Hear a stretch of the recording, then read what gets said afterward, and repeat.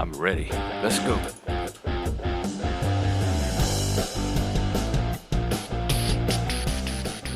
I'm excited. Welcome, welcome. Hey, Abe. First is worst. I don't know. Um, I might talk about that tonight.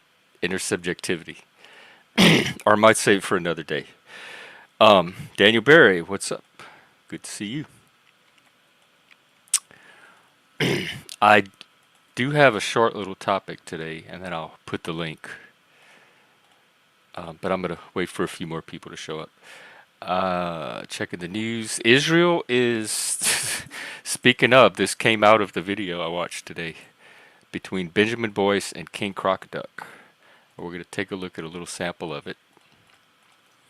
I can tell you that I am even more pro-Israel now than I ever was, and even more pro-Western democracy than I ever was, and pro-America than I ever was.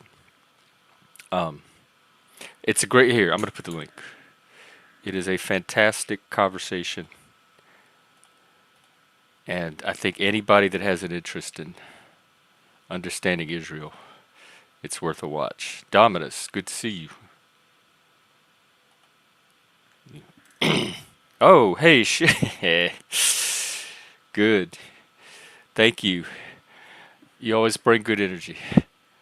You like the little, like growing up, we used to watch The Magical World of Disney every Sunday night, and they'd show some random Disney show. But the opening was always the same, and they'd show the Disney castle, and they'd have Tinkerbell, and she'd fly around it and wave her little wand, and she'd make sparkles, and it would tinkle.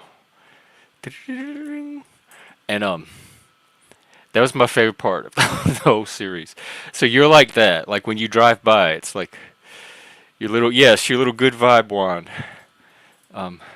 Leggy, how are you? Good to see you. Wow, it must be late over there. I'm gonna show. So what happened today is I watched the conversation with Benjamin Boyce and King Crocoduck about Israel, and it was very good. I think everyone should take a look at it, but particularly if you're interested in Israel and geopolitics and the historical situation of Israel and the concept of national identity. And that's what I want to talk about tonight, because I think if we don't find some sort of shared national American identity, and oppose ideologies that erode the concept of nationalism, which I think is still very necessary, I'm going to be much less hopeful about the future of America than I am now. All this blue pilling you get from me is going to gray a little bit. So the clip we're going to watch is Benjamin talking about raising that very question about a American national identity. And then King Crocoduck responds with a metaphor of the government as, instead of an oppressive or corrupt system, as an operating system. And that's the interesting part that I want you to see. I was going to try to describe it myself, but I said, no, let me just he's going to do it better than me. So we're going to watch this little clip, and then we'll see where it goes from there. All right, here we go.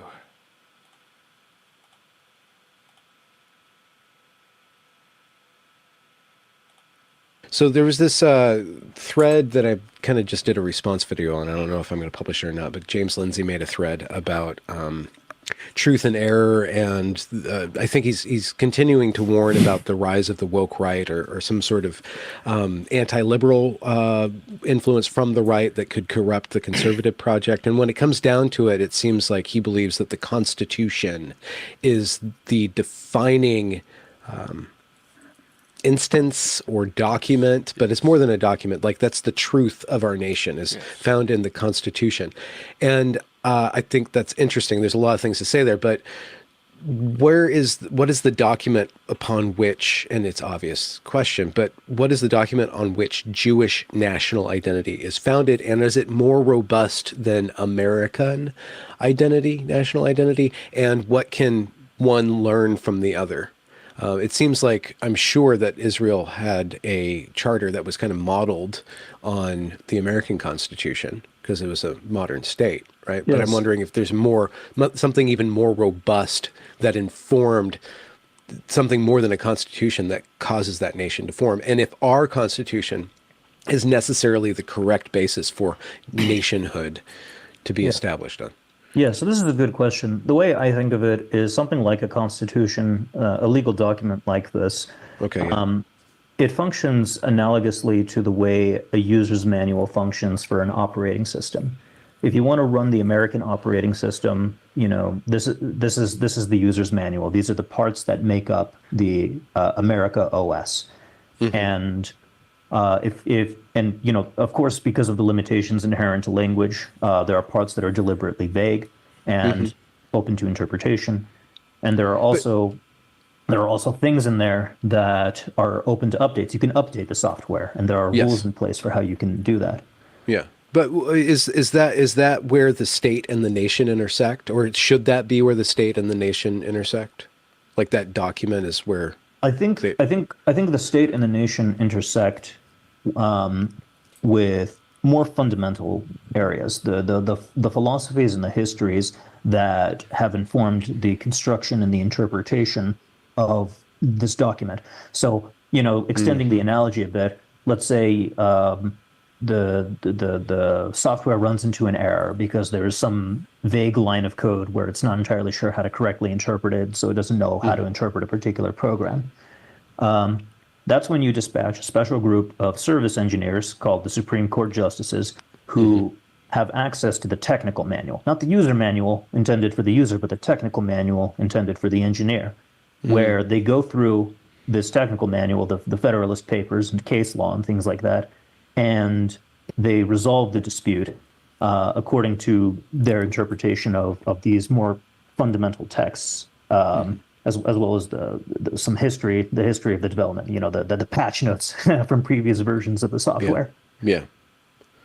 And Would Congress be like the UI manager or something like that? I just want to fill out the metaphor. yeah, let's do that. So Congress is what passes the legislation, and the legislation is like updates to the software or new programs that are there. So you can think of Congress as like some program that writes other programs to allow the software to perform new functions. Yeah. Okay. All right. And then the engineers see if that works or not. Yeah, the engineers, they check and see, no, this update is broken, we're going to throw it out, or it needs such and such modification, or we interpret it to mean this thing, so we'll clarify what this line of code means, and that's how the program is going to execute from now on. Okay. And just one more thing, then we can go on. What is this executive branch? Is that the user? A good question. Executive branch. Well, what is the executive branch? The executive branch runs a set of centralized administrations. Whatchamacallit, has the veto power and commands the military. So we can think of the executive branch as being perhaps a separate. I don't know. Maybe the people in the comments can go crazy Yeah. about the engagement and fill out the metaphor Please do. there. Please do. Yeah. But I can see this working with some more brain power. Me too. Okay, so um, yeah. Wow, I don't even know what that is, so that's even more of a geek. Um, I think you have more dots in geekery than I do. So yeah, I found that interesting. It's just that's kind of how I see. I think that's a rationalist way of seeing the government. And instead of a system that was installed or imposed that we're powerless over and is corrupt, it seems like a more sane or grounded way to see it. Anyway, I liked it. I liked that metaphor, and I wanted to share. And the concept of national identity kept coming up, and liberalism, and just how fucking awesome it is. And I don't know what the alternative. I can't think of an alternative to it that we could like install immediately right now in our lifetimes. Okay, let me get the link. Um,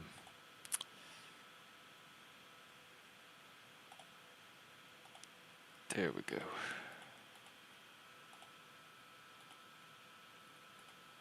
Yeah, the body politic. Cause we work off of our like. I can't keep stressing this enough. Our experience as humans is bounded by human limitations, a human body, and I think supervening on that a human set of instincts, emotions, drives, and a human imagination. And so the our imagination is kind of an extension of the body, so it's not surprising that it would take the form of bodily metaphors and analogies. Freud even says that the ego is always a bodily ego. Okay, there is the link. Let's get the party started.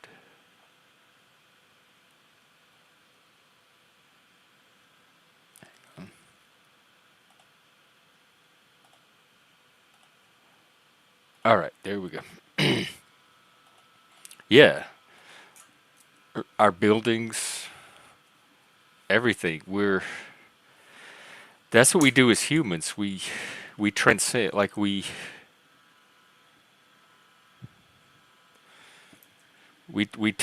let our inside out and into the world. We externalize our internal, our vision, our imagination. That's what civilization is, and I love it.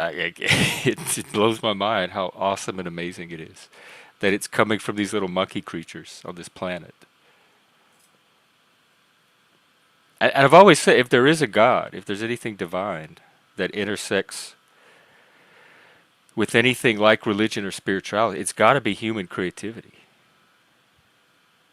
I personally think human creativity created God and religion. But if you don't, that's at least a point where they potentially meet.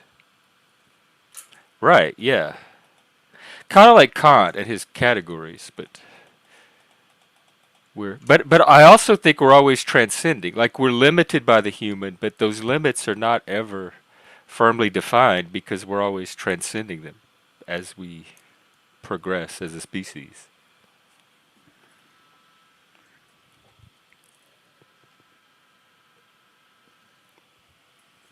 The other thing that was interesting that I wanted to maybe touch on or bring up is this concept of I was talking with a friend today,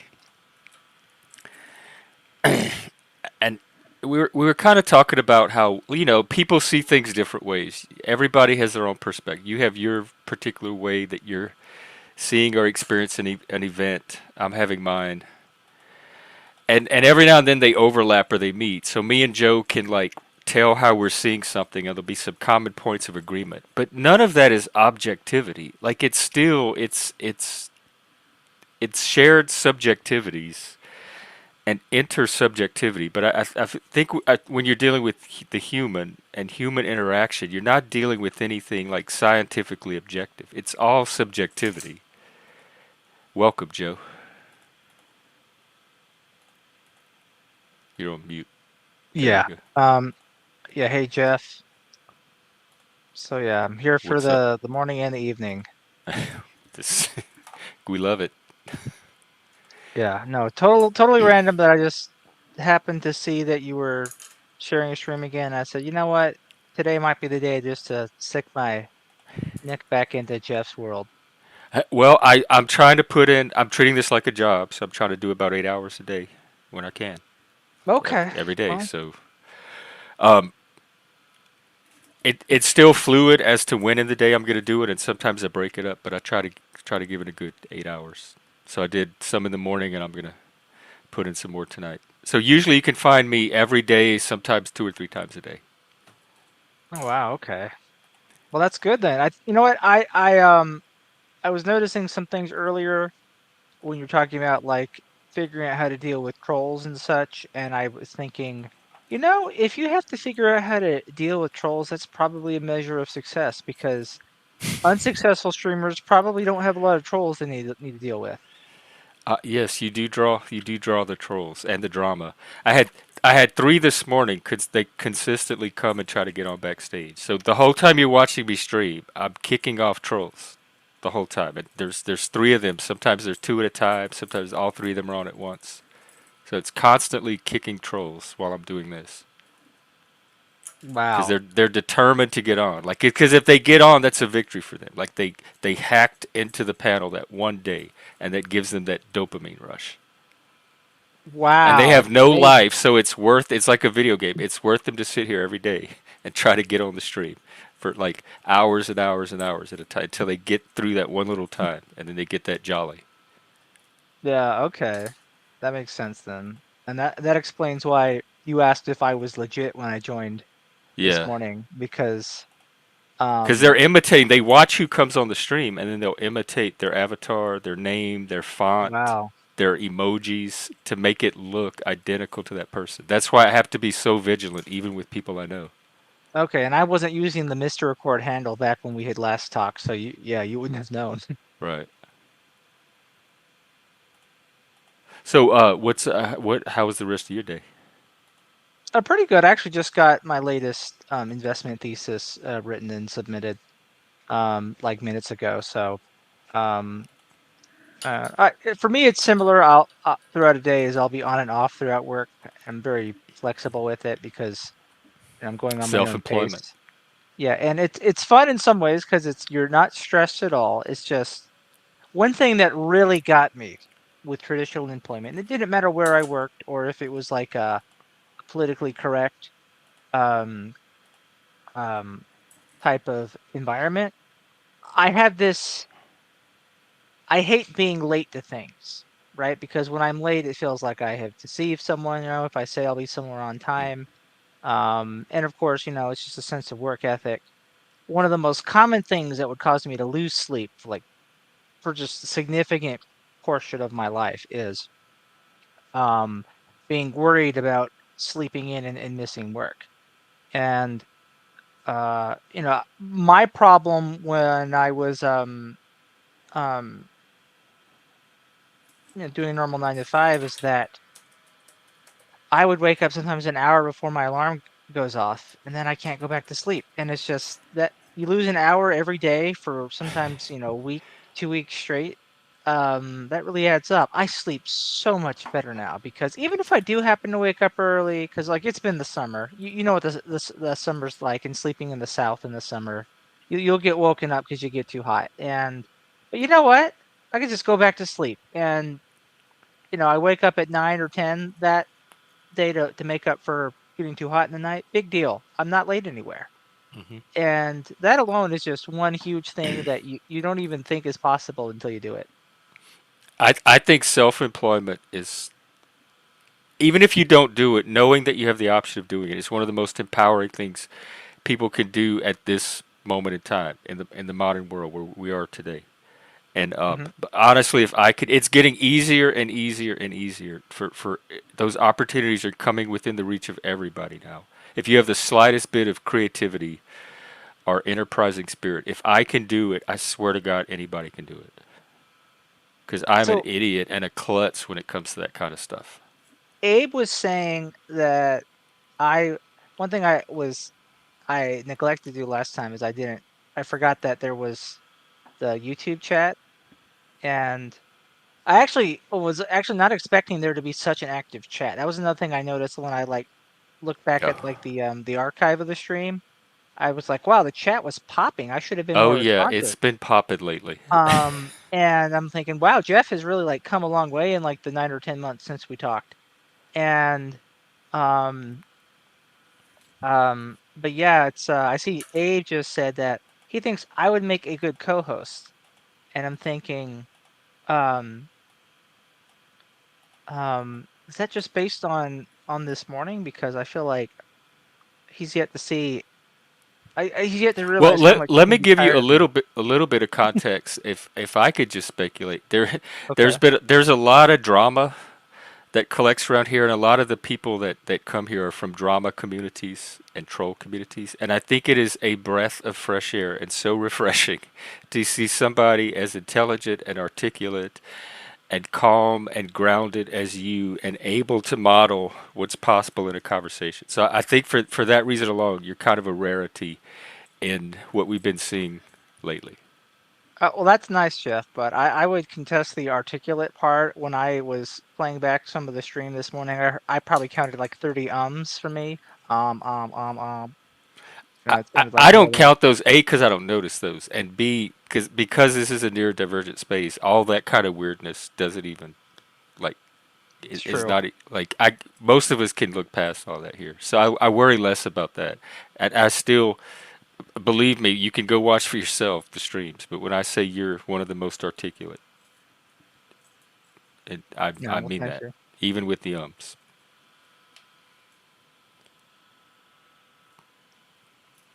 Let's see, secrets of the past parahistory said miss working midnights in factories and security when I worked those jobs. Um, Oh, like the sleeping thing. I think so. Yes, like there's if you can self-employ or like do your own thing, and it may not be for everybody, but for a lot of people, it is like a path forward. Um, I don't know why you'd ever want to go back to working for other people again, unless No, it's I just make in a field you're passionate about. at best, and because self-employment, your earnings are a bit more volatile, but um, I make about half optimistically what I was making before self-employment, and it is definitely better. I mean, it's just I'm so much weight is lifted off your shoulders. It's just Hmm. I like um that it's tied to the actual effort I put in. Like I can see mhm. if I put in this amount of effort, I can see this amount of results, and it's limited by how much effort I put into it. It's like a Yeah, and direct if correlation. you have a difficult coworker, you're not stuck with them. Like if people aren't going to be helpful to you, you can drop them. You can just not meet with them anymore. Yeah. And that you can't do at work. Like you're told you have to learn how to get along with them, and it's like sometimes they're the god awful coworkers that just need to be fired. And if you suggest that to the boss, you look like a bad coworker, but like it might be the correct decision. You just have to wait for them to realize it on their own. That's another one of the great things is I don't have anybody telling me how to do my job. I can do it Yep. how I know how to do it the best. And I can help the people that I'm best at helping. I don't have anybody micromanaging me. I don't have to answer to anybody except for my clients. Hmm. Exactly. You just lay terms, very very flexible in terms of you can do what you want, not what you want. You don't have to necessarily even let anyone down. Just laying down terms. It's great. Yeah, I think Secrets was saying um he doesn't miss that because he says he misses working midnights, but I'm guessing he meant to say he doesn't miss. Maybe he just was a typo. Oh, I Yeah, don't know. Because it's possible he's that he kind of actually did like macabre. it. I think he liked working in the cemeteries at night. Okay. What was interesting is one thing I enjoyed at a job I had a few years ago was when COVID hit and there was literally nothing to do because everything was just shut down for like a year. You just couldn't go out and do things. Um, and I said, you know what? It's very easy. I can just focus on work. And what was even better then was because everyone was working remotely, nobody else was going into the office but me. I was the only one that went there. The minimal occupant, just to make sure that somebody was at On the just office. because you wanted to, or they made you come in. Um, they wanted to have at least one person, but I was definitely more inclined to going. So it just worked out. They're like, you know what? If he wants to be the one to go, let's do it. And it was great for me. And like, it was just, I was in this quiet office and had the whole building to myself. Hang on real And, quick. I could I'm get all the pretty sure this refreshments I is wanted. Derek. I just want to It's check. Is that it's you? it's me. I'm not a porn bomber. All right. Okay, go ahead, Jeff. Oh yeah, something like I had the office to myself. And it was only like 5 minutes from where I lived, so it wasn't even hard to get there. You get in and out. And the office kitchen had a bunch of refreshments, so I could just feed myself as much as I liked. I got so much free coffee there; it was great. Um, and when people started coming back in, that's when it got worse. Or when they started hiring new people who were just not right, that's when it got worse. But that was like one of I would say I actually had this funny realization because I graduated college in 2014, like I mentioned earlier in the morning stream, and so with it being 2024, we're 10 years into my post-collegiate adult life, which you might think is like my, my true attempt at adult life, because when you're in college, it's just not the same, right? It's a transition to becoming an adult after high school, and so I've had a full decade, right? And I looked back and I said, the only truly like objectively, clearly good year of my adult life was 2020, which was for a lot of people over the last decade, that might have been their worst year. I would Yeah. say for more people than others. But for me, that wasn't just a good year, it was an amazing year. Same here. So many things improved for me It's that the year. best But thing that ever happened to me. the rest of the years of the last decade either sucked or at worst they were break even. Yeah. Same exact experience. In fact, I'm still in it. I have not left the COVID lifestyle that I Yeah. started 5 years ago. I would say 2024, while it's been a bit rocky, may come out to be like my next actually good year after 2020. So yeah. Yeah, I think everybody's still in that COVID mind state. Maybe so, and I guess if it was negative, then you're in this all black pill, doom pilled mind state. And if it was positive like me, you're in this optimistic, everything, the But system is great, look how great it's working mind state. well, see, COVID kind of disrupted my life with a job and whatnot, and going here, going there. But I'm an isolator by nature. I'd rather stay by myself. You know. So really and truly, I mean, the So, isolation, I love it. yeah, we were all living like introverts, like their norm. Yeah, and to answer your question, Joe, I Hmm. do miss working midnights because it's a perfect job for an isolator. You stay by yourself, Ah, especially when you're working the factory on the line. There's only you and maybe somebody else, and that's it. Just you're left to your own devices. Yeah. And working security in hospitals at midnights, man, that's an awesome job. My job was to check the morgues and stuff like that. So, That does sound awesome. huh? yeah. I would bring my lunch down, and my desk was right outside the morgue's door in the hospital. My partner was upstairs in the emergency door near the emergency room door, and my desk was right outside the morgue's door in the hospital. I How long I, did you do that for? I did it for like 5 years. I loved Oh, it. wow. Wow. I And mean, cemeteries too? cemeteries too. Yeah. Walk around with a flashlight at night in a cemetery, wearing a security guard outfit. You're alone. It's nothing better. We used to do that as teenagers for fun. You're right. To get paid for it. But I'm an isolator. I don't trust people. I really don't. So Have you always been that way, or like was that acquired? that just adapted over time. The more I got hurt by people, the more people Hmm. fucked me over. You know what I mean? I just said, Yeah. the hell with people. The only one I'm going to trust is God. People suck. You know what I mean? Yeah, I've definitely become pickier over time myself. We are the only Yeah, species on the only we are the only species on the planet that fucks each other over for shits and giggles. To be honest with you, Just for sadism? yeah.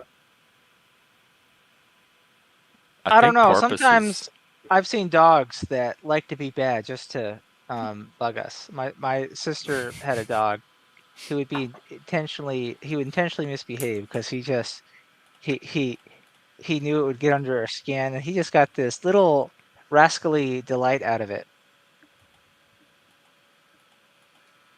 It's like you could actually see him smirking. You guys are gonna think I'm crazy, and probably I am a little bit. I would rather spend my days out in nature with animals or walking around the cemetery than with people.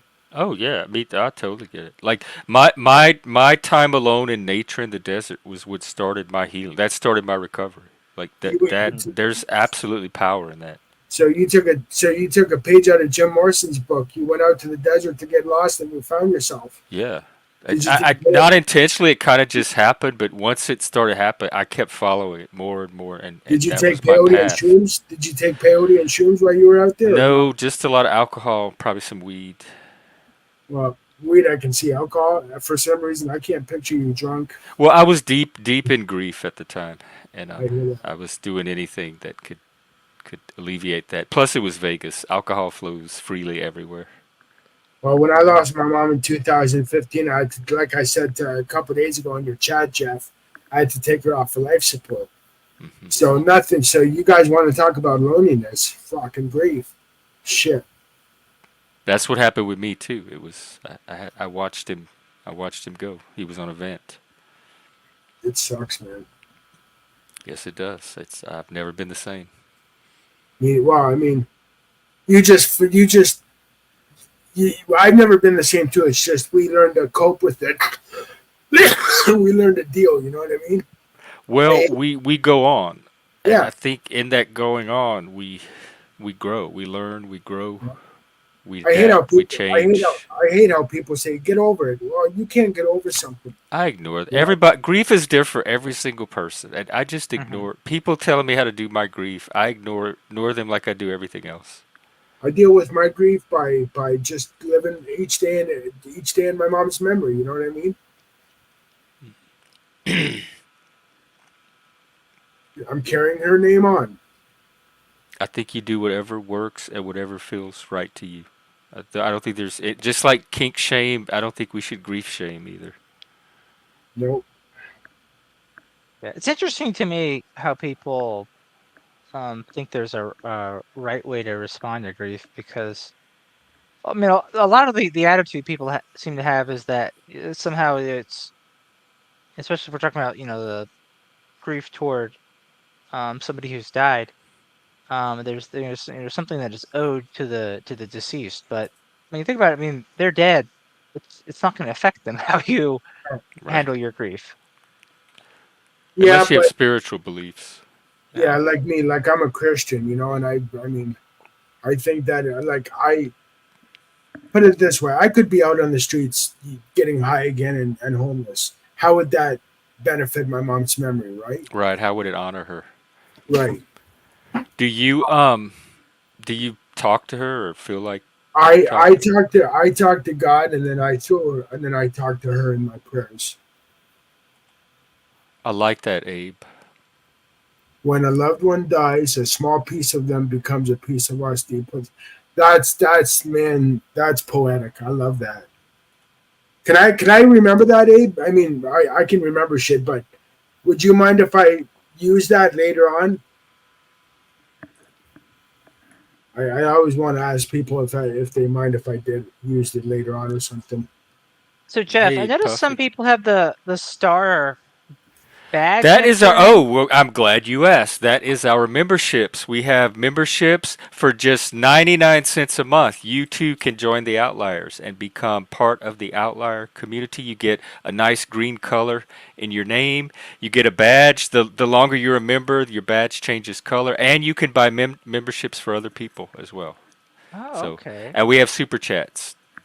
So that's what the badges are for. I think we're in our second month. So those that have been members for 2 months have like a different color badge than the new members. Is there a certain point where when enough people join the outliers, you have to start calling yourselves the inliers? I said that when like the first couple of days it happened, we had so Okay. many. I'm like, we're not gonna have any outliers anymore. We're gonna have to Okay. call ourselves something else. Outliers in Exile is an interesting name because um it's like double exile, right? It's Yeah, it's there's some irony and wordplay in there.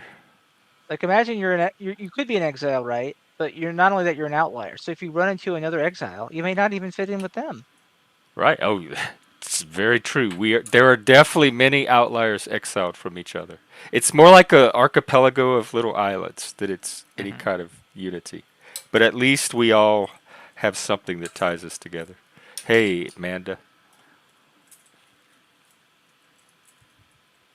Oh, mine too. Oh yeah, who is that?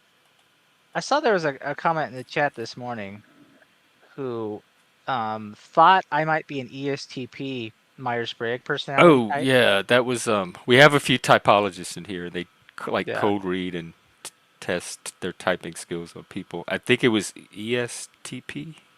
I think that's what she said. My type that I've usually gotten has been INTJ over the years. Really So an very N. different. Yeah. Yeah. Yeah, I can see that actually. And to me, I bet you're very balanced on your P and your J too. But I I could, as I've gotten older, I've noticed that the scores got more balanced. Yeah. yeah, that's usually what happens because your functions start to like as you integrate the Yeah. But inferior functions, they start to balance each other. if we talk about teenage Joe, like raw Joe, he had more extreme INTJ, all the individual dimensions on Did those did scores. did you do anything consciously that helped that, or did it just kind of happen as part of the Um, process? well, I think it might be part of maturing. Um, like there are definitely things in the year since since I graduated college, there were things that I did to change myself that I was not doing for and that I was not raised to do. I had to essentially spot gaps in my character development that my parents did not engender in me and have the i- initiative and self-awareness to do it for myself. And that has probably led to some behavioral changes. So a good example is since I moved out of my parents' house, I haven't yelled at anybody, and that was in 2016. Um, so you know, Doesn't mean you can't again. doesn't mean I can't, but I don't want to. Uh, I don't really feel like I have much reason to, and consequently, I find myself in situations that aren't nearly as escalated as much either. It kind of reinforces itself, and then when you become a less stressed, less angry person, it just does change the way you're naturally inclined to react to even, you know, um, things that used to drive you crazy back in the day. Especially when you know you have the power to master. Like you're Yeah. not a prisoner of that emotion anymore. You can master it and control it, and so it's less. You feel less panicked when it comes on. Damn, everybody's coming out all philosophical right now on your in your chat, Jeff. Yeah, we should go back Great. to I love trolling. philosophy. I love Philosophy and trolling. That's basically what we do I here. love philosophy. I mean, Lepuppy. I just read what Lepuppy said, and that's yeah, I like it. Here, let me put it back up. It sounds like a short idea, but I think you'll need to make the text tighter.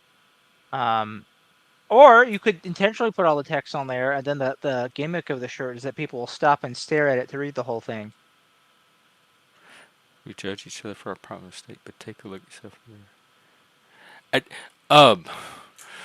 Or just make a T-shirt that says projection in real big letters, or what you looking at, and just put a mirror. I used to have a T-shirt in high school with the anarchist symbol on the front, and on the back it said, "Light a match and watch the world burn."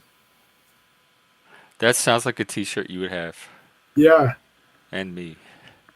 Back then it was cool. Like it back now, knowing what I know now, I would not be nearly so gung ho I, and punk like I was. But as a teenager, right? I didn't care about it. It was nothing about tearing down the system. It was just cool. It Yeah. represented an ethos that I mean, appealed to me. back in our day, we used to wear ACDC T-shirts and other rock T-shirts. You know, I mean, Is that a reference to Spike TV? That name? I think it's a reference to Spike Lee. Oh, okay. Um, oh, you mean Spike here? Spike? Yeah. He's a Spike Lee joint. But- Maybe Spike Lee on a joint. Why does LaPuffy sound like it's code for something? Like, is a puffy supposed to be something, or did you just pick Oh the yeah, name that's because another thing it's that cute? shows up a lot around here. I don't know. Puffy's cool. Puffy's the one that got me for. I tried for months and months to get to 500 because that's when you monetize. Like, is And Puffy Puffy's the like a one that reference got me to over the line. Puffy? Heard? Hmm? Huh?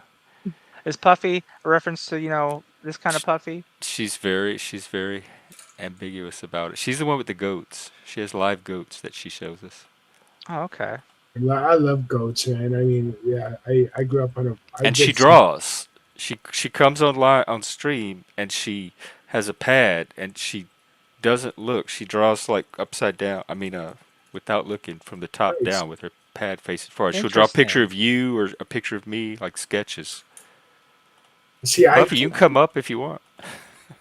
I can paint. I used to paint a little bit here and there back in the day, and I could only paint what I see. But if you took me out somewhere and said, "Now, Derek, we're going to go back home. Can you envision what you saw and paint that?" Guess what? I can't. I can only paint at that particular time and moment what I see. Because you like copy from what's in front of you. Yeah, I like detail. You know what I mean? Hmm. I miss painting actually. Maybe that's another hobby I'll take up this winter is painting as well. It's a great Yeah, creative art out. Like is. having create a creative outlet is so good for mental health. I mean, you can never have too many hobbies, right? So Yeah, and what's really nice about making art is if you're at a low point in life, it can give you an idea for something really good. And some of the best works of art are, made from people who are at low points. And there's something to being able to make something of beauty and positivity out of a low moment. my art teacher when I was a kid used to say painting is like cooking. You can take nothing out of you can make something out of nothing. Hmm. Like Bob Ross's mentor, a guy named Bill Alexander. He was this Bob German dude. He would he actually had a TV show just like Bob Ross's before that, called The Magic of Painting. right? And his personality was different. He would do this sort of fiery, like, German thing. He's like, and that is mighty creation. And he was just like very fierce about it. Not like Bob Ross. Oh God, I remember Bob Ross. It was he was too toxically masculine, and Bob Ross bought more of a softer, gentler Yeah, Bob Ross style accidentally of planted the today. seeds of wokeism. He didn't Yeah, he that's what didn't I'm know it. thinking. He was the harbinger of wokeism. you guys remember Bring his? back William Alexander. I'm watching him now. You guys remember his afro? Bob Ross's hair. Yeah. Oh, I love him already. I've watched him 2 seconds, and I'm already in love with this dude. Bring him back. He died, man. Bob Ross. He passed away. Hmm. He died in like 95. He's so passionate. He's like, I told you. there you are. I told you, man. Oh, He's get so my different. God! How did Bob Ross win the contest? I have never heard of this. I would be glued to the TV over this guy. It's because he was This so is one of the gentle. great injustices of cultural history. No, yeah. Bill Alexander he was a performer all on his own, and he developed the method that Bob Ross used. Bob Ross did not develop it. He just simply learned what Bill Alexander taught him. And soyed Um, it up. yeah, and he just continued doing what he did, and but there was something about Bob Ross's. He basically, he created a character of himself that was very marketable. I think Bef- um what helped him is that a lot of people who are into art are very soft, easygoing people. They're not these fierce I know Germans, we're losing our passionate, creative geniuses. You're right? right. It is all these soft, creative people. Yeah, like where are the conservative artists who are like trying to, like, you got to make art good? It's like, oh, it's just what you feel. That's not all art is, right? But I notice a lot of artists are just that. It's all they're feeling, and they don't try to make it objective. I know it's art. Some of it's always going to be subjective, but you know proportions and values and linearity and the idea that you're telling a story with your art. These things aren't objective. They're What was that guy's name? concise thinking. What was that other TV personality's name? The educational guy in the '80s, and he was Japanese. I Wait, which one? He was huge around the same time Bob Ross was. He was a painter. No, he wasn't a painter. He was like something like a scientist. He was Bill Nye. Oh, No, Japanese. he was Japanese. Oh God. Can't think. He talked about like animals and all that, I and don't know any Japanese people on TV. he was on TV a lot. I remember Joe Marlon Joe Perkins. has it at the tip of his tongue. He's trying to figure. I'm not gonna figure it out. Ah, No, it's not. I don't remember any Japanese people with animals. They were all white. Marlon Perkins, Steve Irwin. Who? Oh, is it Super Dave Osborne? No, hang on, I'm looking on. And I don't know. I didn't watch a lot of animal shows to begin with. Or they had animal shows on Discovery Channel, but I never paid attention to the host.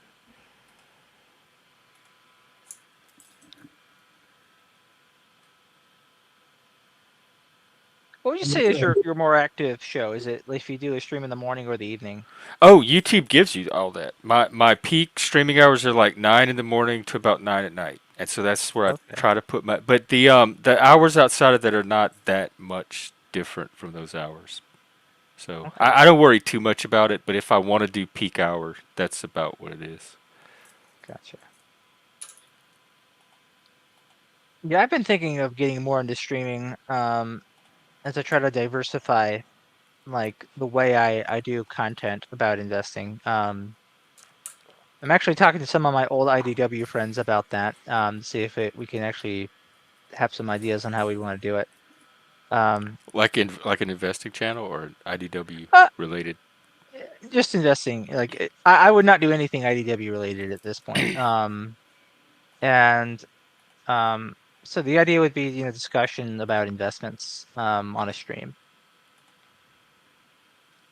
Probably ideally that the audience would ask me things and I would just answer questions that they have that they would not be able to answer very successfully just typing it into Chat GPT, right? Does anyone have any investing questions for Joe or comments or stories? There were Oh, we're some doing that. earlier today. Oh, there were. I saw some comments about it. I didn't Yeah, see any that's what I questions. mean. Oh, okay. I, yeah, I'd be surprised if there were questions here. Because no, normally, all my investments are tied up in mutual funds, RSPs, stocks, Tesla.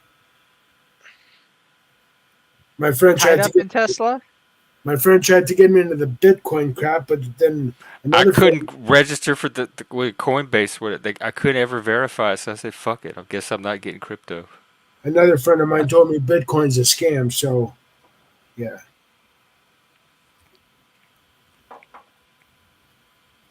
I guess if people have questions, but I don't know what questions people would have at. Well, here it's past 11. Um, I think a lot of people who would be on a stock stream would probably want to do it during trading hours, although I don't think that's a good thing. Or like while they're Um, trading, let's go ask Joe real quick while he's live. yeah, I actually think better would be to do things in the evenings or even on the weekends when markets are closed to sort of soak in ideas and then sort of know what you want to do whenever trading hours are open. Yeah, Um, I think you'd have no problem like setting yourself up as a credible resource that people could, if they know they'd have access to you live at certain hours, that they yeah, could I'm actually go not to. not a trader really. Like my stuff is mostly about just finding something you can hold, almost treating let's say an investment in a particular stock is like um, an alternative to having money in a savings account. You just get a better return over time in a stock. I, so you kind of keep that stock.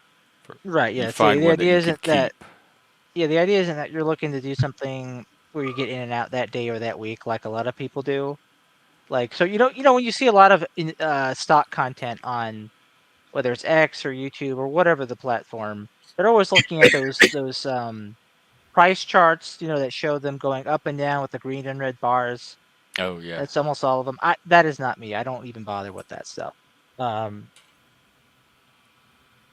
I know and the so, guy's name. I know the guy's name now. I was trying to Bob Izumi. oh, okay. I don't remember that name. Maybe I was thinking of someone else. Never heard of him. I'm looking him up. Yeah. So right before Oh, he's Canadian. um you started this stream, like I had looked at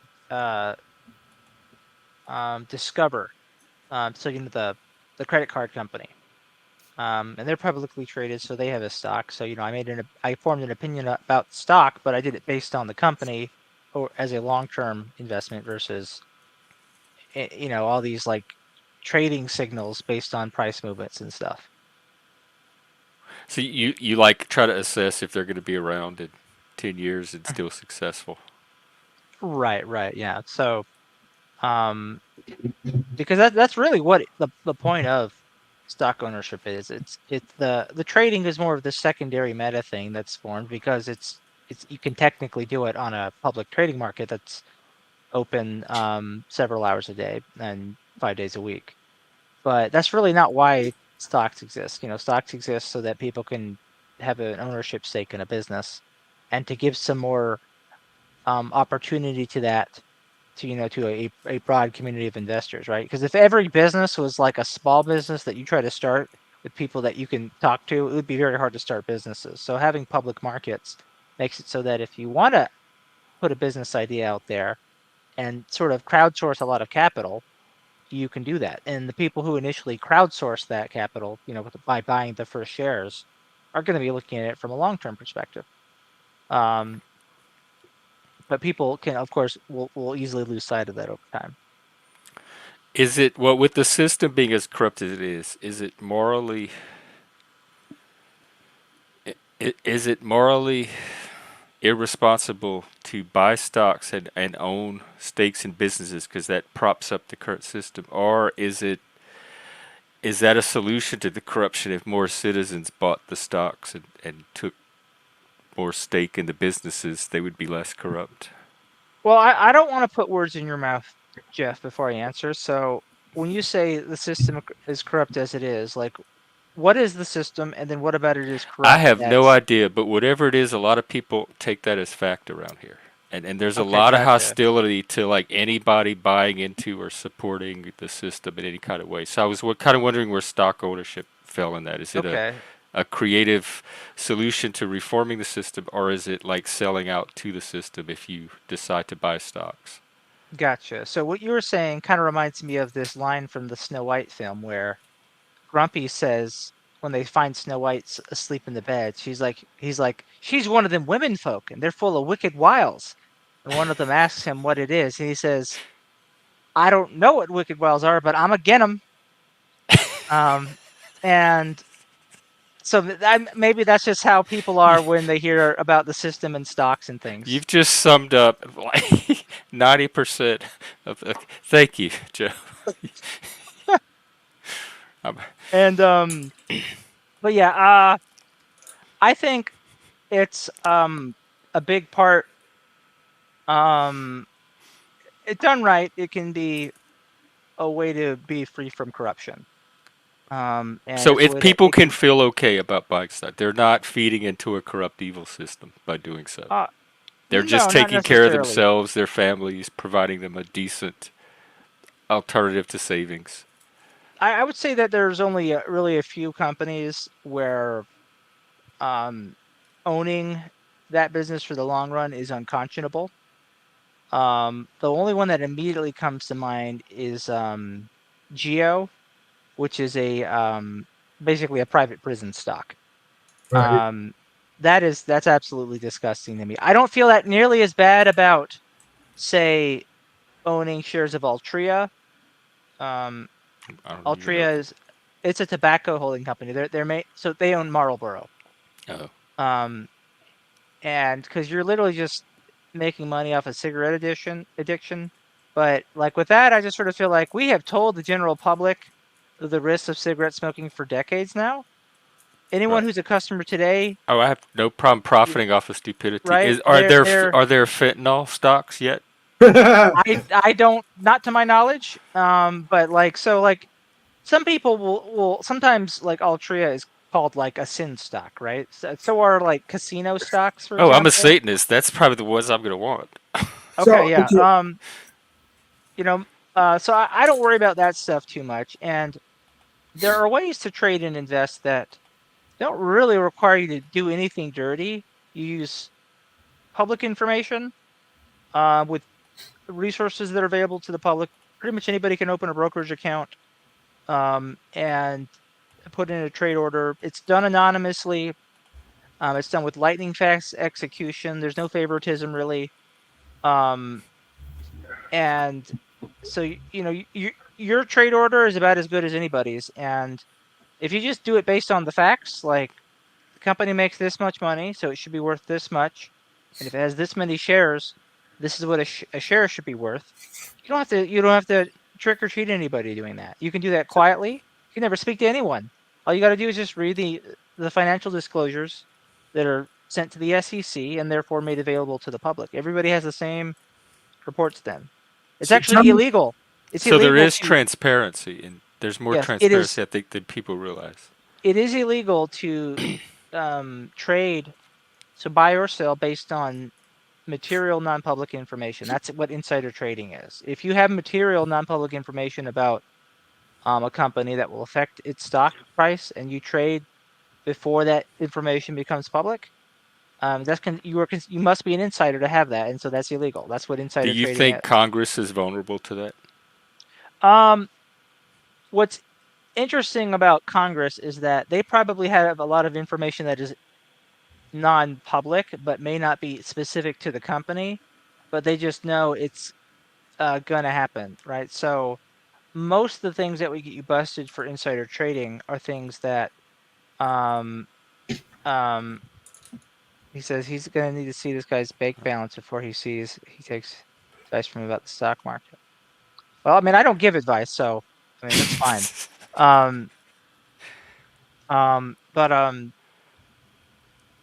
But what was I saying? Oh yeah, I think they have access to non-public information before the public knows about it. That will probably be materially impactful to certain companies and price movements, and they can make trades ahead of that. So I think it's probably what Nancy Pelosi's been doing. So Joe, I they have do a, have there is some advantage to being in Yeah, Congress for and that. so Joe, mhm. Joe, I have a question for you. As someone who owns a renovations company and who has investments, now you said something about 45 or so minutes ago about the cigarette stocks. I smoke cigarettes. I've been smoking cigarettes since I was Mhm. 13. I'm 45 now. So how do I get that stock? Oh, Altria, you would if you wanted to buy that company specifically, you would just look up its ticker symbol after you open a brokerage account. So open a brokerage account, transfer some cash into it from your bank, and then the ticker for Altria is MO, which I think is probably a reference to Marlboro since that's its biggest brand. Right. Um, and then it'll let you just put in a buy order. And how much is a share of Altria now? Let me look. And I want to know if cannabis has stocks too, because There are I was cannabis, there are cannabis stocks. They're not on major exchanges, so but you can buy them. See, Altria is $51 a share now. So it has been up a bit lately. I got to meet with my financial advisor this coming week and move some cash around. So To buy cigarette and weed Yeah. stock. So yeah, Altria has an 8% dividend yield. So about basically what that means is that if someone were to buy it at this price, they would get about 8% in dividends distributed to them over the course of a year. And so that's the main reason someone would buy Altria, because they're kind of just running cash out of their addict customers, and they don't reinvest a lot into the business itself. They're just producing so is tobacco. it They're just running worthwhile? it through their system. So is it worthwhile? I don't think it is. Like an 8% dividend is very tempting, especially if it's going to be taxed as a qualified dividend. And when the price was lower not long ago, it was close to a 10% dividend yield. The only reason it grows is because they also buy back a bit of their shares with their cash flow. And if you buy back some of your shares as a company, you reduce the total number of shares that are out there. And so it's easier to increase your dividend per share that way. Okay, now what Um, about cannabis stock? Is that worthwhile investing in? So a lot of cannabis companies are early in the process. They're not publicly listed on like major exchanges, but they are like on something that's considered over the counter. So you can put in a trade order to buy those and accumulate a position, but there'd be lower volume, and it might take a while before your trade order goes through. And then there's the if you decided to liquidate that position, you might have a harder time finding a seller. That's just the main issue with over-the-counter stocks before they get accepted to an exchange, and they won't be on an exchange until federal law changes to, because cannabis is illegal, like it is federally illegal, and that's why they're not allowed to be on federal exchanges like that. But you can still technically form a public company on them. What I have been doing is I've been investing in real estate for cannabis, Okay. because that is much more stable. It pays a dividend. It has cash flow. I think it is much less risky than trying to find a specific cannabis operator, as they are called, um, and pick a winner there. A lot of cannabis companies are heavily indebted. Um, they are profitable and they're rapidly growing. They were like one of the only industries that grew during COVID, because nothing was going to stop their growth. So they're growing, and I think real estate is probably a better way for now, because things are going to get really shaken up if the federal ban ends and things are not done on a state by state level. It'll just there's going to be so much consolidation, I think, at that point. So real estate, I think, is fine because you can ride the growth of it. They got high yielding leases on the cannabis assets there, and they'll be growing at a pretty good rate too. So there's only two companies that give you exposure to cannabis real estate right now, but one of them is actually on a national exchange, and the other's over the counter. I think the one on the national exchange is IIIP, Okay. and then the over the counter one is NLCP. And for those, it's basically you just look at those, and then again, if it's real estate, you're in it for the dividend as well. Right. And if dividend's what you want. Like So as a businessman, someone who has owned and operated businesses half his adult life, when I get into a business, whether it's helping someone to build their business up or doing a business myself, I always look for a way that I can make my money back and then some. You know what I mean? That mhm. sounds Because smart. I don't want to break even. Because if you're going to break even, you might as well not just do this shit. No, you're exactly right. And I mean, I really think there's actually no difference between investing in stocks and investing in a personal business. They're both equity investing. Yeah. And some folks have told me, like they've asked me, Joe, should I really be buying stocks if I feel like I can get a better return on money in my business? Even though I want to diversify it, I'm like, if you really believe you will get a better return on your business, like do that. Like that is investing. If someone has a business where the more they put into it, the more they'll make, Oh, yeah. I mean, go ahead. Like up Someone until said, can we talk about petrol dollars Oh and yeah, the Trump's petrodollar. influence? that's Uh, a good question right there, or whatever. Dominus, you um, want to come on? or he can, if he doesn't want to come on, he can at least post like what he wants to ask or discuss about it, because I don't necessarily know what he I'm has in not sure what mind. influence Trump has. It was hard to tell even the first 4 years. Yeah, what influence does he have other than Yeah.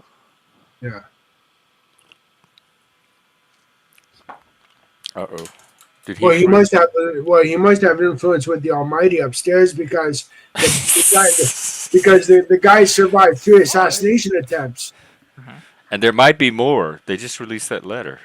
I feel like it would not surprise me if there was a third or fourth before R- election day y- at this rate. y- I think most of the violence come from the left, and the greatest domestic threat right now is from the left. That and the rhetoric coming from the left.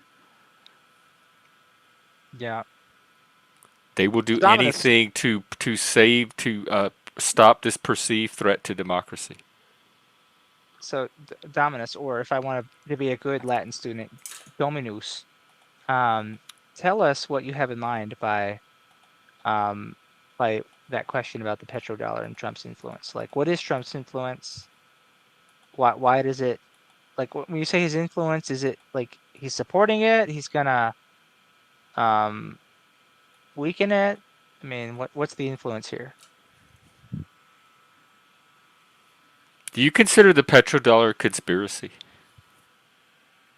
Like how they I d- collude to keep the prices. So, um or is it that's like we still don't have an alternative to petro, so we're not ready to transition off of it yet, and that it's not a conspiracy to keep us on it. I don't think if there's any conspiracies related to fossil fuels and their prices. It's things that OPEC does or whatever to control the supply. But I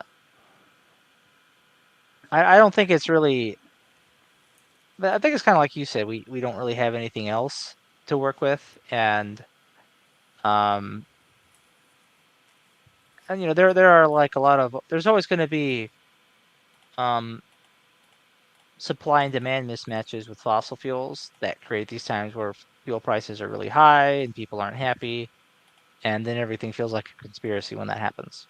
I am convinced now. This is just a theory of mine, conspiracy theory, if you will, that in 10, 15, 20 years, gas will be obsolete and we'll have to run cars on garbage or compost.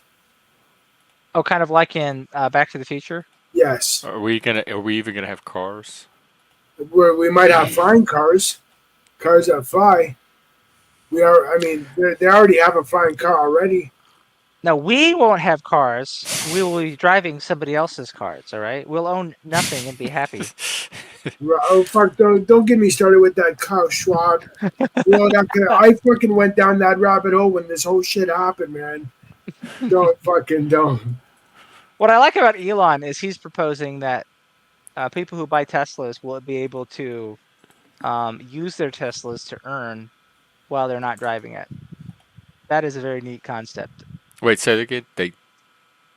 So Elon is talking about using essentially the robo-taxi feature that will eventually develop in Teslas. The entire Tesla fleet would be upgradable to work as a robo-taxi, and Tesla owners, like their personal vehicle, if they want, the idea is that they could sort of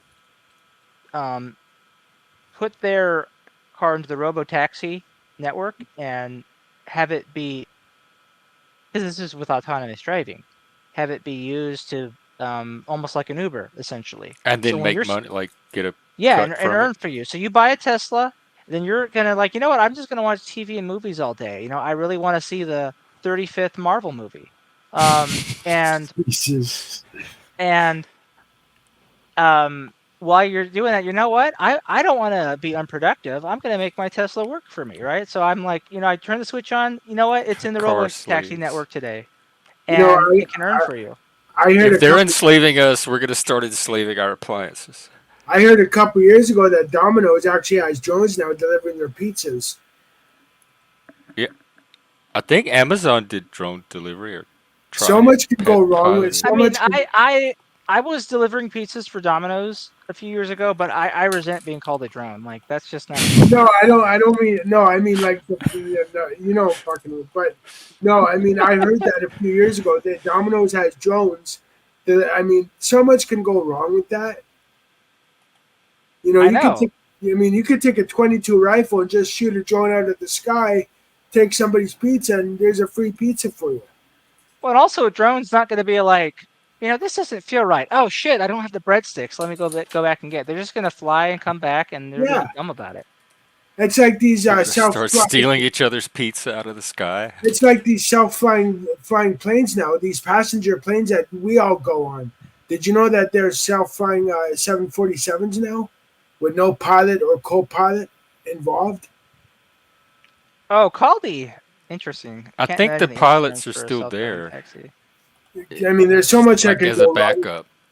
I mean, what if some freaking kid hacks into the plane and says, "I'm going to fly this thing into a mountain or something"? Right? Didn't Like, that happen here in Washington State? That little kid kept hijacking planes. The FBI. I think you're talking about DB Cooper. Well, there's him too, but then there was some little kid around here that kept stealing planes. He was like young, like maybe 12 years old. Let me try to find the story. I blame GTA 5 and all the other video games. I blame the Us- parents too. Yeah, Colton Harris Moore.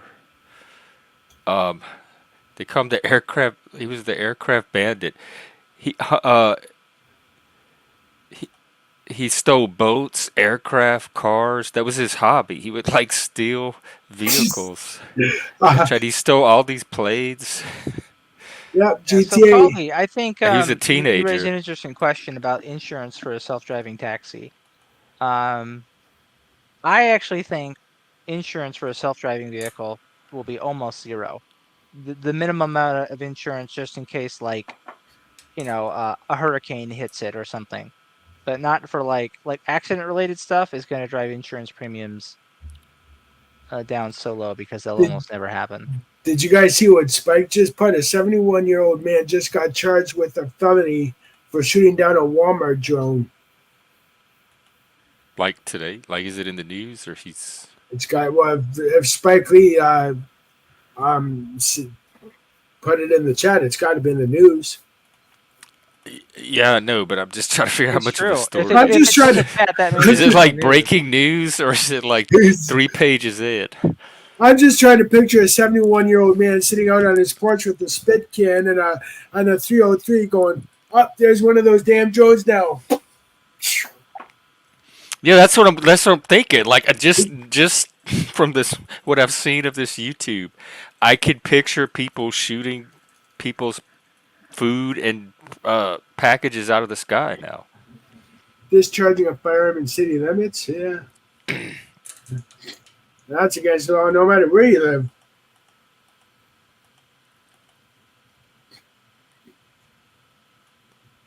God. Spoofing commercial flights. No, I did not hear. I tell you, man, it's going to get weirder and weirder in this world as years go on. Yeah, but it always has. Like, I predicted weirdness even as a kid. I knew it was gonna be weird.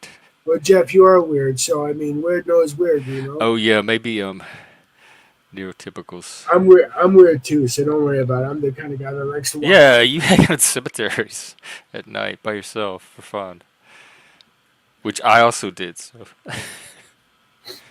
it's peace, just like being out in nature. Cemetery, like they give you that same peace. It's peaceful. Yeah, it's the peace.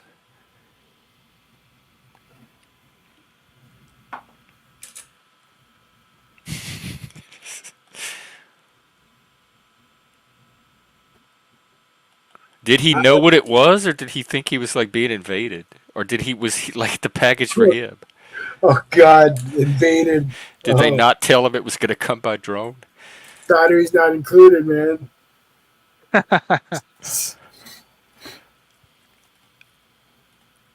Alex Jones, God, I watch him from time to time.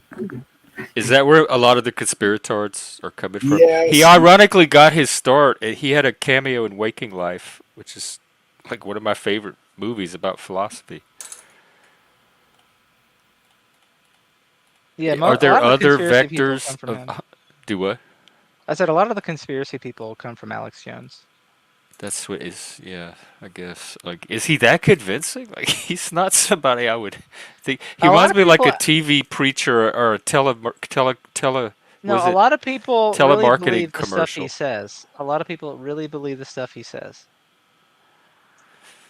So I mean, you and I might see like, okay, this guy's nutty, or he's doing a character. A lot of people think he is for real. People and- used to believe the National Enquirer too. Like, there's something about Yeah. people that want to believe this stuff. Hey, People- yo, Elvis is still alive. Okay, I'm gonna tell you all that right now. Elvis is still alive. Okay, and he's living on an island with Hitler, Amelia Earhart, and God knows who else. So, I see Elvis every year his anniversary. There's people that dress like Elvis all the time. My roommate won the Elvis contest last year. Oh. Every year they do the Elvis impersonator. And Is it Jeff look-alike, or do they? Sing Yeah, together? it's like a stage show. You buy tickets and they have a contest that they do a number, they sing and perform. And Oh, then they come on and do an encore, and they do by audience applause and stuff. But I think he won last year, and then I think he had to hand it off at the new competition this year. What did he sing? I don't remember. It's on YouTube. I don't remember. Hound Dog maybe or Blue Suede Shoes. I think Blue Suede Shoes was his. He did two numbers because he had to do like an encore as the winner. I might be able Oh, to I find it. they shut that ETF down. Just so you guys know, I still have all my National Enquirers put away in a closet in a Rubbermaid bin from when I was a kid because I collected every issue. Of what? National Enquirer. Oh, did you get I the have Weekly World News too? I have the weekly, that too. Oh my God! You have all the old Dear Dottie columns. No, just National Enquirer and the Weekly World Yeah, News. no, she was in the Weekly World News and the horoscopes. I Used mean, to- I even have one issue where alien baby is born to Bigfoot. Yeah, I think I remember that issue. Yeah, that's what I'm saying. There was a market for that. There was enough of a market for that it kept this magazine going Yeah. for years and years. Both, but Yeah. more than one magazine. People like to believe ghost stories more than the truth because the truth is boring. And it was always in the magazine section of the checkout before you checked out. I find the truth more exciting than. I'm the opposite. The truth is like a drop of Yeah. water in the desert. But you're an outlier in exile, so of course you do. I guess But Oh, they made a musical out of Bad Boy Cody. Oh wow, I remember that case. Bad Boy, I remember that National Enquirer case. There you go, Derek. Put those on video. yeah, I find should, like right? issues from the '90s. What National Enquirer was writing about. 80s and 90s, just so you know, Joe. 80s and 90s. So Okay. I was collecting them from the time I was a kid in the 80s. Oh, they did out of Bat Boy. Yeah. I was actually thinking of What's your starting. opinion on Jim Cramer? So one thing I said to Caldy, maybe I don't know if they got to hear, is that that ETF, the Jim Cramer Inverse ETF, got shut down. I don't really have much of an opinion on Jim Cramer, just because one, his show is one where people call in, they ask about a stock, he gives like a really quick description on it, and he says buy or sell, and there's not really a gauge of his time horizon.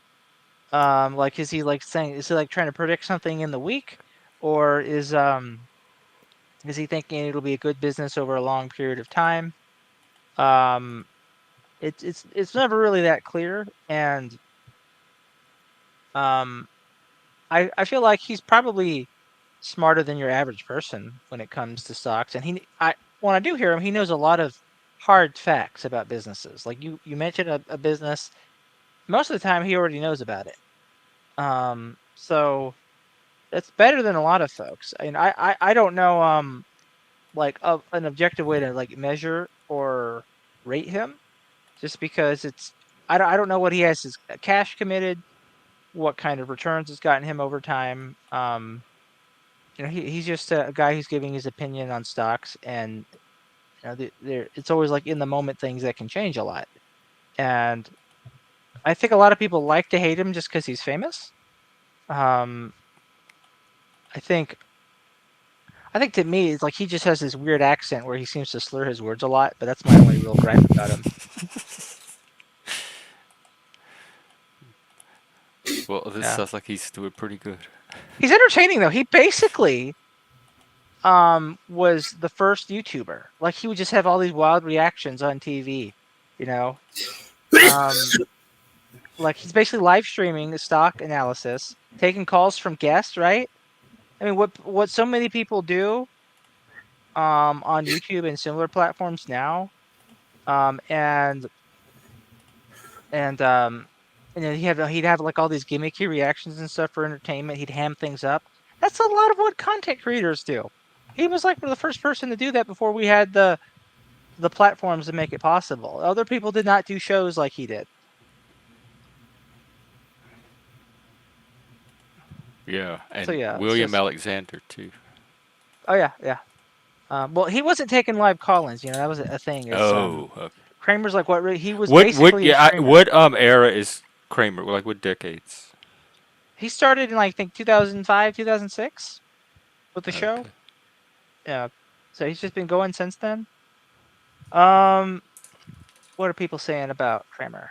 This that when he talks about a stock, the CEO's tweet, "Oh no!" in all caps, but no exclamation. Yeah. Well, I mean, he usually only talks about it if he's asked anyway. So it's really like, is it the scary that Jim Cramer's talking about it, or that people are asking Jim Cramer about it? You Therefore, know, you people are guys know thinking who about it. knows a lot about investing, and is Kevin O'Leary and Robert Herjavec. Kevin O'Leary is good. I don't know who the other guy is, but Kevin O'Leary is good. He knows a lot. They both know. Robert Herjavec was on Dragon's Den and Shark Tank. Oh, okay, he's one of the He other. was he was The the guy president. that whose parents immigrated to Canada here from Europe, and his dad swept floors for a living to make ends meet. And Robert Herjavec, you know, had all kinds of odd and shitty jobs growing up, and he became, he's who he is now. But Kevin Kevin O'Leary, O'Leary might be the toughest Canadian you'll ever see. yeah, there was some talk a Well, few I don't years. know. We're finding all kind of things out about the Canadians lately. I mean, True. there was some talk a few years ago of him running for prime minister of my country, Kevin O'Leary. He sounds Irish, not Canadian. He was born here, but he's got some Scottish and Irish lineage. He should do it. Yeah, another person that Probably Canadian that would be good as prime minister would be Don Cherry, the hockey guy. Oh, Uh-huh. not not the music producer. No, Nina Cherry's father, Don famous singer Cherry. of Buffalo Stance. Don Cherry was a hockey player who played for the OHL, and then he got drafted in the Boston Bruins and became a hockey commentator for Hockey Night in Canada. And yeah. Kevin O'Leary should run for prime minister. He'd be good. I mean, Kevin O'Leary had an interesting quote. I saw, like, it's actually something that came up on my X feed recently, and he was doing a podcast interview with some guy, and guy asked him about making his first million, and Kevin O'Leary observed that it's interesting because making the first million, he said, was way harder than the other milestones, right? He's like, all right, I'm gonna make my first million, all right, and he's like, okay, now I'll try to make 5 million, and that was easier than making his first million, right? So he's up, it's an extra 4 million. The extra 4 million was easier than the million, and then he said getting to 50 million was easier than that. And it's interesting how money tends to work that way. I think yeah, that's a lot of why people think it's a corrupt system, yeah. because once you have money, it's easier to make money. Like this morning, I did a trade, and I made about $600 doing it, and it was just $600 that in minutes. Just I have it, and I would have had to work my butt off to just make that money appear before. Now Well, I the don't have to. two That doesn't sound like corruption. That sounds like working smart. it is, and Oh yeah, then I had a plan. So it's just and Jeff, um the two major rules in business, Jeff, is one, pay yourself, and two, always invest back in the company. Or if you want to build another company, put money into that new company. That's the great thing about being self-employed, is because like I'm the same thing. I'm feeding into my company and paying myself are two sides of the same coin. It's because It it's all is. going to me McNeil ultimately. Lehrer on Sundays. I'm looking at what Dominus said. Yeah, you remember them, the old men on I don't know. PBS? I McNeil don't Lehrer know. NewsHour. It's these two old men that would sit around this table and talk about news stories, like comment on news stories. Okay, I don't really remember that. I And then think Saturday Lehrer. I Night kind Live of had a recognize the skit name. with like I think it was Dana Carvey and I Didn't forgot who Lehrer get did the other canceled or guy. something? Like social justice canceled? Yeah, like it's Oh, Jim I don't Lehrer, know. right? Did they? Because they're all white men? Let's see. I think he had like sexual misconduct allegations against him. McNeil Lehrer? Oh no. Um, Unless that's a different Lehrer, but I don't know of any other Lehrers.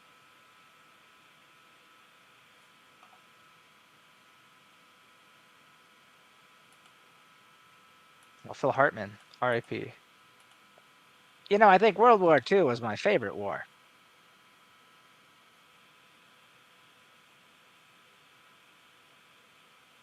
Can you imagine the money they made during both World Wars?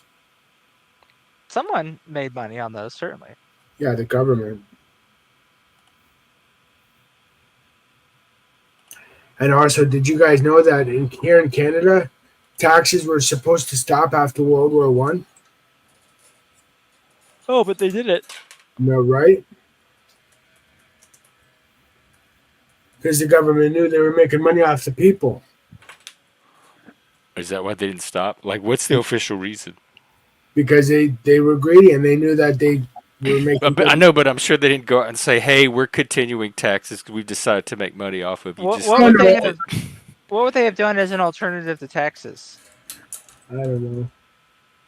Like when you say taxes, do you mean income taxes? Were they gonna just switch to tariffs or something? Like, Income taxes, house taxes and all that stuff, and okay, property taxes, and that's it. Speaking of investments, that's another houses, property. That's another good investment.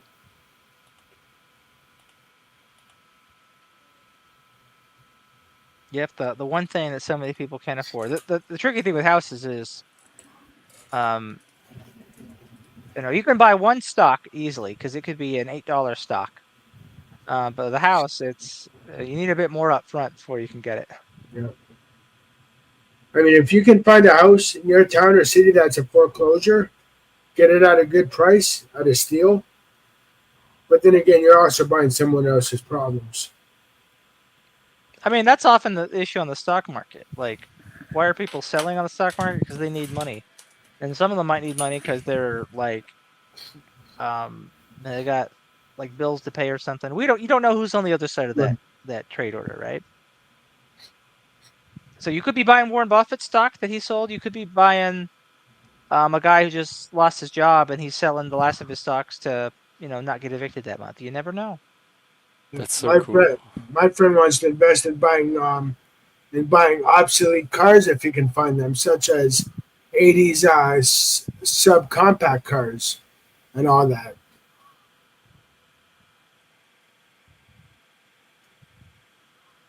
Investments are good if you know what Like to do. he's gonna buy them and keep them at his house. He's gonna buy them, fix them up, and flip them in a Oh, yard. like flip car. I see what Yeah, you're saying. Yeah. Oh, kind the of like umbrella guy's back. kind of like what Yes, the Umbrella Brigade.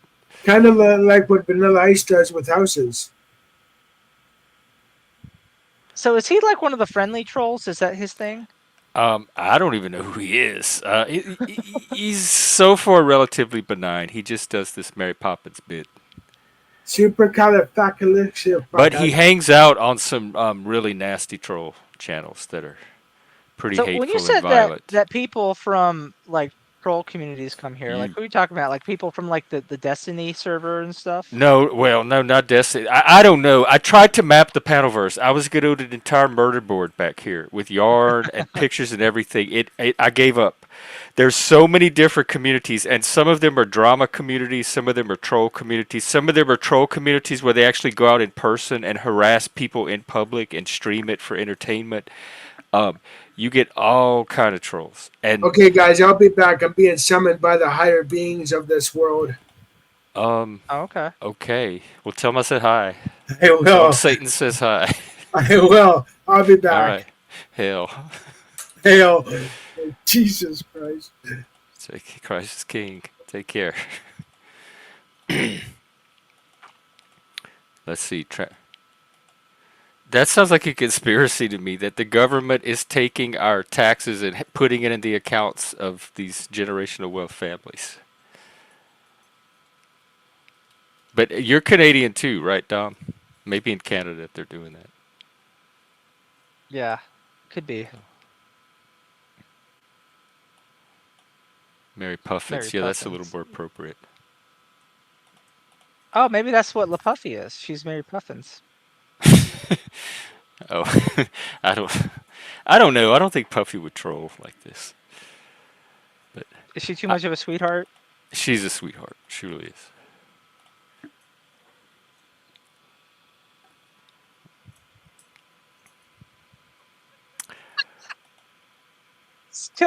Well, Spike is cool. So if he has Spike's endorsement, then he can't be all bad. It's a sock account. It's probably a regular that's under another name It's having probably fun. Paul. Paul's like, he canceled the show, and he's like, Oh. you know what? I'm just gonna let loose for a bit.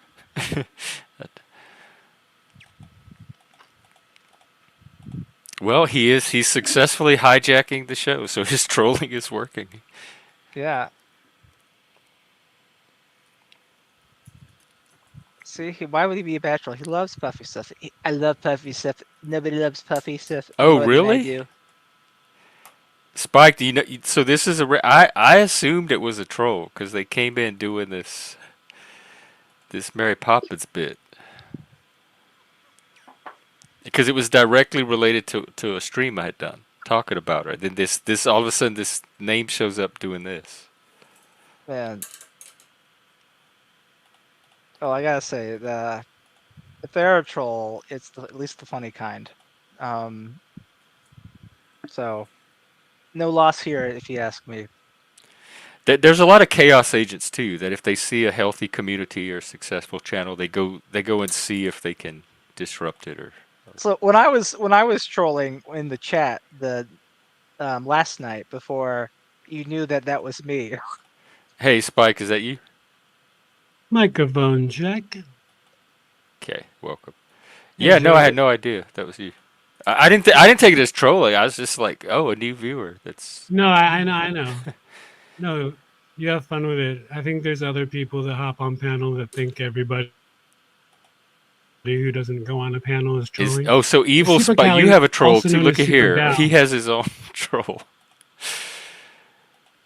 Right, and that's a perfect point. I don't get mad at those kinds of. I mean, unless they're saying something cruel in the chat, they're all good. Whatever. Is that Liliana? Well, as long as she behaves under that name, it doesn't try to start her troll drama mess. It's not Liliana. I mean, I'm not sure, but yeah, no. Super Cali. When I first met her, she was. Take care, Dom.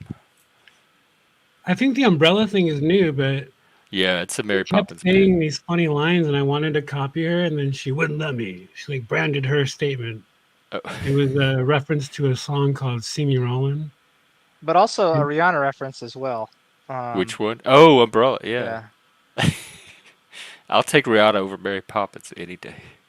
So what if they did a Rihanna Wow. version of Mary Poppins? You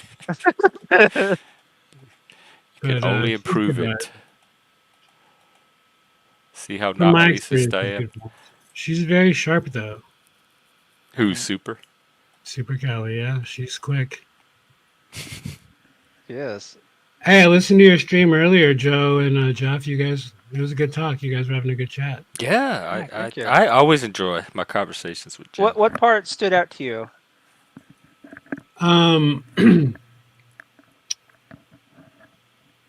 Oh, I mean, I was driving around grabbing lunch. A lot of it. I commented. I like when you guys were talking about the presidencies and the Speaker of the House, Vice President. It's just an interesting Oh yeah, when we were concept. speculating about what the plan was like for Biden and Kamala, and like I had speculated that they probably made him a deal where like he has to back out of the race voluntarily or they'll force him out. You know, I heard something like that. If right when Biden started looking a little wheezy, Mm-hmm. I heard a lot of people talking about how her being so young, she was on his ballot, thinking that he might have had a well, not even that he's the walking zombie that he's been, but you know that something may have happened to him during his presidency because he was getting old. He was getting old when we voted him in. We as a country. Mm-hmm. Yeah. I really don't know what to make of all that anymore at this point because like I can speculate, but things have been turned upside down so many times in the last decade that it's hard to really know what you can guess about the future anymore, at least as the presidents are concerned in elections. Yes.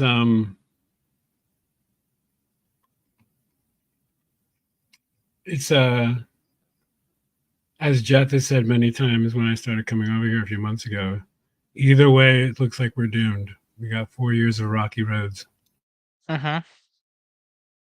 Yeah, if you want a happy result from the election, it doesn't seem like it's going to occur. But that doesn't mean there aren't other good things in life.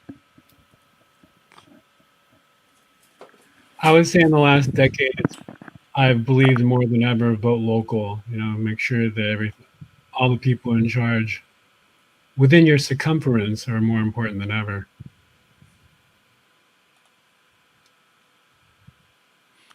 Umbrella hats. I never had one.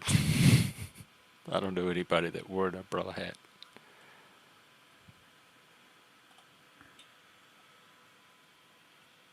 So what's up to with you, Spike? What'd you do today? Watched some weird news about people shooting drones down. The old Oh, the 71-year-old man. Monday's usually my day to try and catch up on a lot of the news that I've purposely neglected to look at for the 5 days prior. Oh my God! So your like worldview gets updated once a week, Only unless it's like YouTube a or you maybe TV talk. episode. Yeah, I don't watch TV, so and I Shoot don't to the waste my weekly weekends world on news. news. That's for sports and fun and music and goofing around. What are your your go-to sort? Where do you get your news? How do you make your reality? Um, there's no given. I don't have a method. I'll just search things. Like I'll search on what is it? Microsoft Edge, like the world news, even Google, You'll like YouTube. pull up their tab, like check their headlines. Yeah, I mean, really, the best news comes from everybody on YouTube. To be honest. Oh, just hanging out on YouTube, Yeah, not necessarily watching pre-made panels. videos. How do you vet it though? Like how do you if you just hear someone on YouTube say it, how do you know what to believe and not believe? Wikipedia. No, I'm just kidding. How do you trust and verify? I guess. Um, I go down. Well, see, that's probably the ADHD thing because I rabbit hole myself all the time. I'm always looking. Like I'm doing my. I'm just So the doing. ADHD brain is just constantly making new like seeking out and updating its news. Yeah, and I don't. I wouldn't say I've had ADHD. I'm not properly diagnosed. I'm Yeah, I just self-diagnosed. that's why I call it neurodivergence because I don't really try to separate in people unless But in it's the last obvious. year, I can't watch similar to like what you talk about. I can't watch a movie. I've gone to the movie theater 3 times this year, and I've left every single time. I've walked out. I'm like, I can't watch. I What? just don't have the Because your patience. attention spans it's changed, like your attention pattern. Yeah, actually, one time I left. I think it was. Oh goodness, don't clip this anyone. But I think I went to see Barbie, which wasn't a bad movie. It ended up being pretty Oh, good. But oh my God! It was one of the best movies of the decade, if not but just my cinema history. nervousness, my anxiety, I left the movie halfway through and live streamed. I went on. Oh I my went on God! YouTube and just sat in front of the water fountain in front of the theater talking about the movie. I couldn't. Yeah, I couldn't. The same. Oh my God! It's happening to me too. It's changing how I process and think about what I prioritize. Like I'm a reality TV junkie, and I'm forgetting about Big Brother. I forgot Survivors. The new season of Survivor started. I had no clue. That is not like me. Never in my life have I been surprised by a new season of Survivor. And I'm like, You know what was okay, the Survivor's on. I can watch it tomorrow after I do this live stream tonight. That's not important. Like my whole priorities are shifting. I was gonna say, you know what was the first reality show I really, really liked? The real world. No. The Apprentice. I think in the last wasn't a stream you bad one. said you're a millennial, so that I makes watched the sense. first few seasons and some of the later seasons. Yeah, I remember the first season. I watched like the first few. I didn't really watch. I don't think I watched after the fourth or fifth season, but I really liked it the first season because I thought it was the only like the first really serious reality show.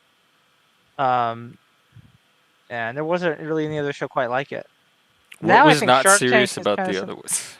it's like, hey, go like sit in a bathtub of roaches or some bullshit like Oh, I that. was thinking And Survivor. Like they were seriously yeah, trying to survive out the. that's also, but it's just like, hey, go torture yourselves for no fucking reason, right? And It's the challenge. I know, but it's uh, I thought The Apprentice was interesting because it's like there's a challenge, right? But it's like actually do something, Oh yeah. like prove that you can sell stuff, right? Come up with a product and sell it. And yeah, there's a lot of stuff that was embellished in the editing, that becomes clear Yeah, years they later. still have to But tell a good story. I'm still, it's like it's a better concept for a reality show if you ask me.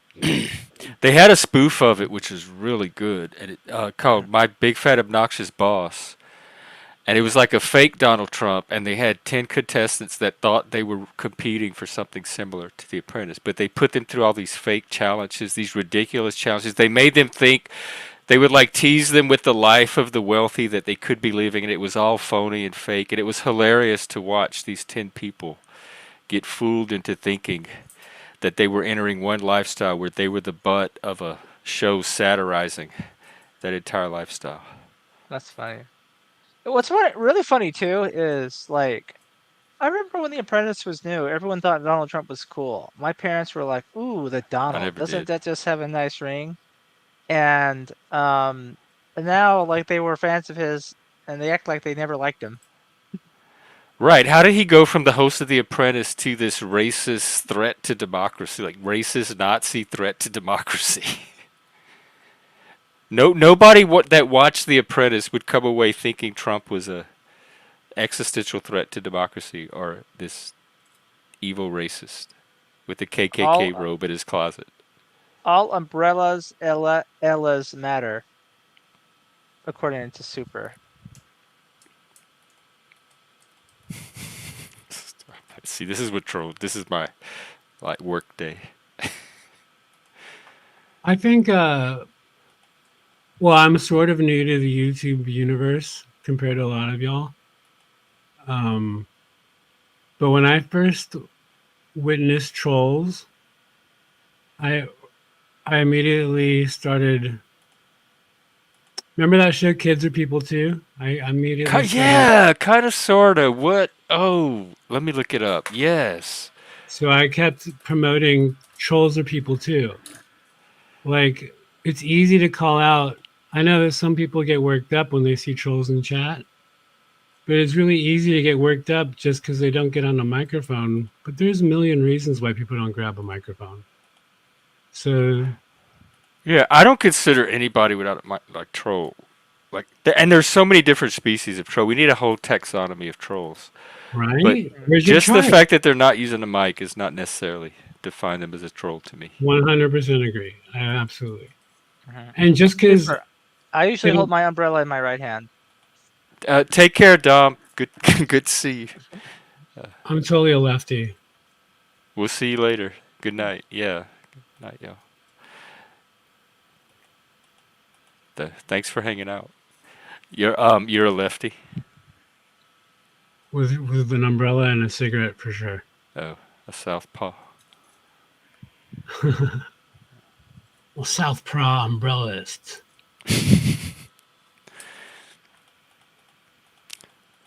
Yeah, using. Oh. I mean, By the way, real quick, Jack Darko, who you might remember from here, is about to stream and review this carnivore diet video if you're into that. But I just want to promote him and Okay. let people know he's out there. The Darko guy sounds familiar.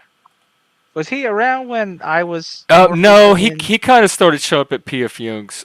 He's a left. He's. I like Jack, but we come from two different epistemological orientations.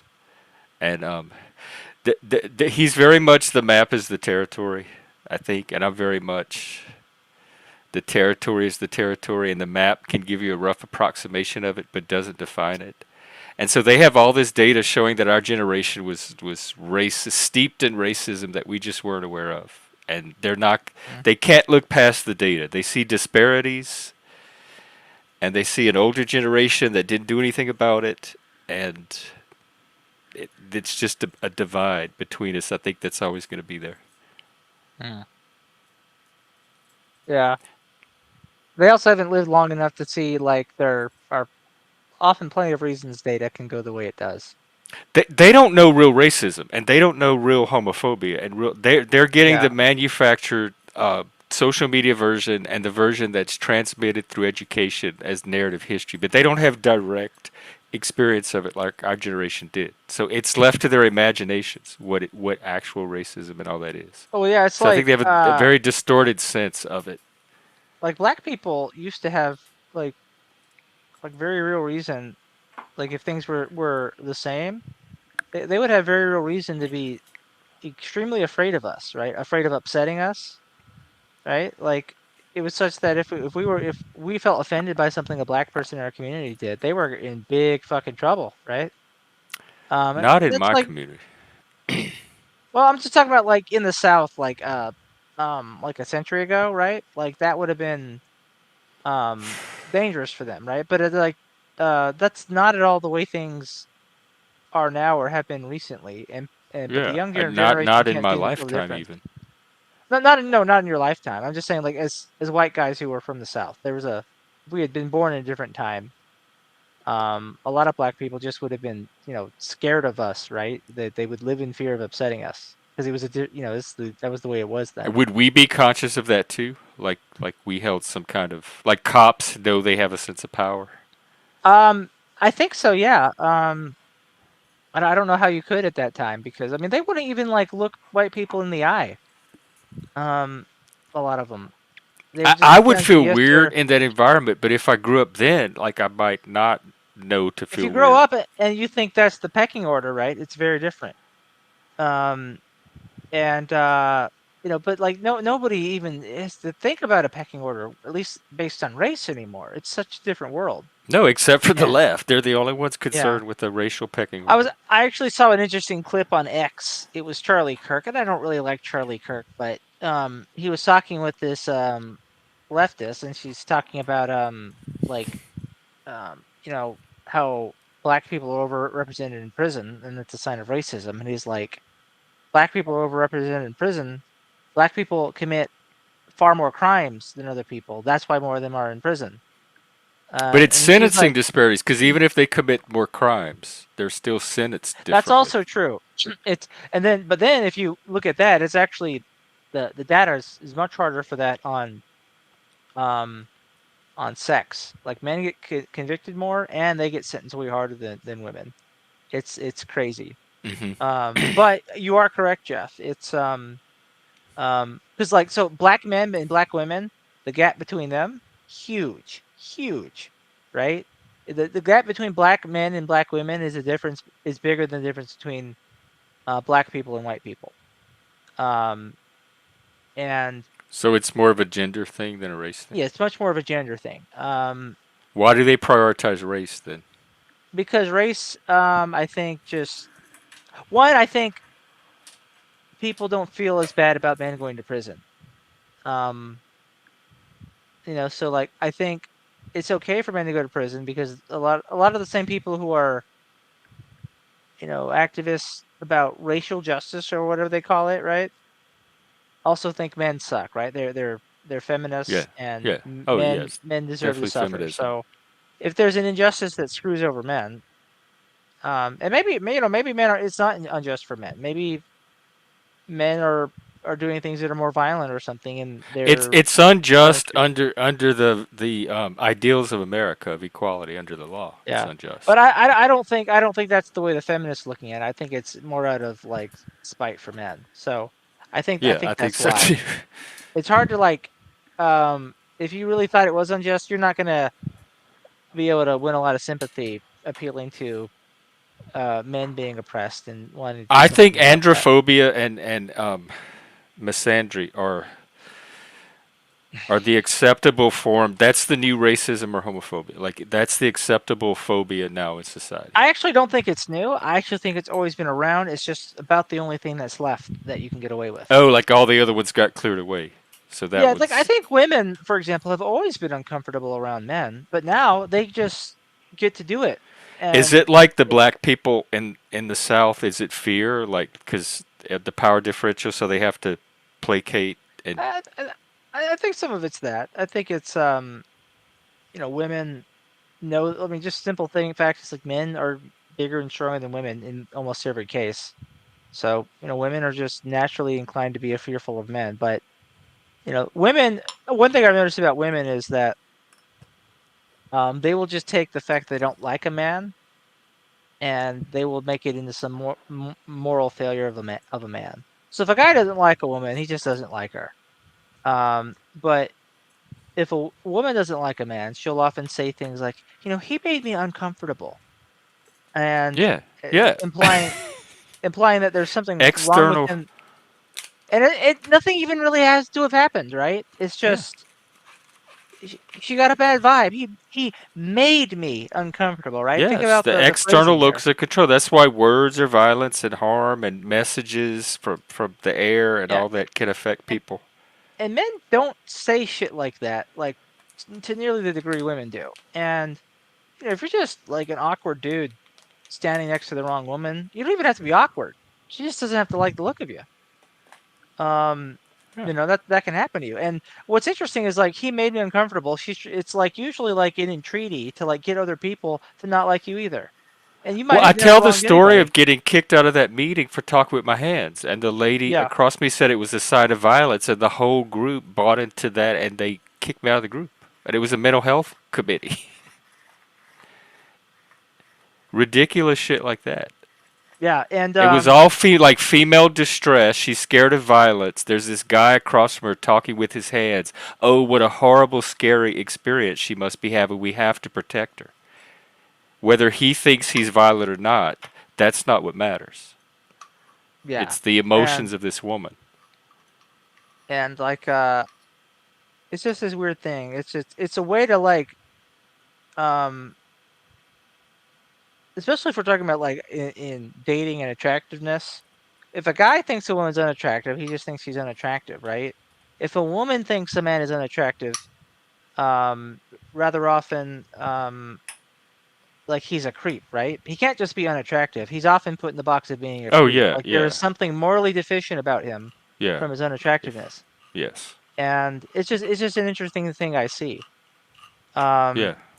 and so, uh,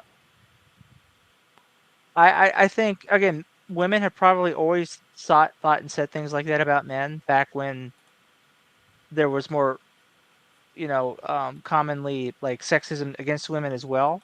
There's a lot less of that now, but there's not a lot less of that against men. It's about all this. It's like the tide comes in, right? And like what's left, what tide comes out. What is she referring to? Particularly, men do the exact same thing. I'm not sure. I don't know the time at which I know that's what's she hard to said tell that. from Yeah. this. I think when Well, you were talking about how a man or woman will look at an ugly man and think that he's creepy. but men Men, don't think women are creepy. If like a woman hits him at the club, he's like that. Oh, that creepy girl just hit on me. It's yeah, like for men oh, to this think, trashy girl that I'm not interested in hit on me. But they don't see it. They don't see it as a moral attempt on their part or a yeah, when a woman is saying, "I think a man is creepy," she's basically saying, "I think that my guy might be a murderer, kidnapper, rapist, cannibal." That's basically what she's saying. yeah. Um, and guys don't think of women like that, right? If women, if a woman, like a lot more has to be going on for a woman to make your average guy feel creeped out. Um, like she Yeah. really has to try to be creepy, almost. Well, Um, creepy also sort of implies fear, which goes into mhm. your Yeah. man overpowering a woman thing. But Exactly. it also comes off as androphobic and misandrous Yeah. too. Another thing for women too is like it's a way for them to justify not liking someone because it's like a woman The doesn't have to say, "Oh, agreeableness. I don't like him," right? It's I find him creepy because I think some women are also conscious of the fact if they don't like a guy for no reason at all, then they look like a bitch, right? But if you can frame it to, well, no, he's creepy, he's a creep, right? Then you don't look like a bitch. Yeah. And the thing is, it doesn't matter if you look like a bitch. It's not your job to like But people. Don't. women don't. It's that agreeable. They're higher in agreeableness. Yeah. And so, they don't have to. But the thing is, like, a lot of this will get better, right? If women just realize they don't have to throw men under the bus.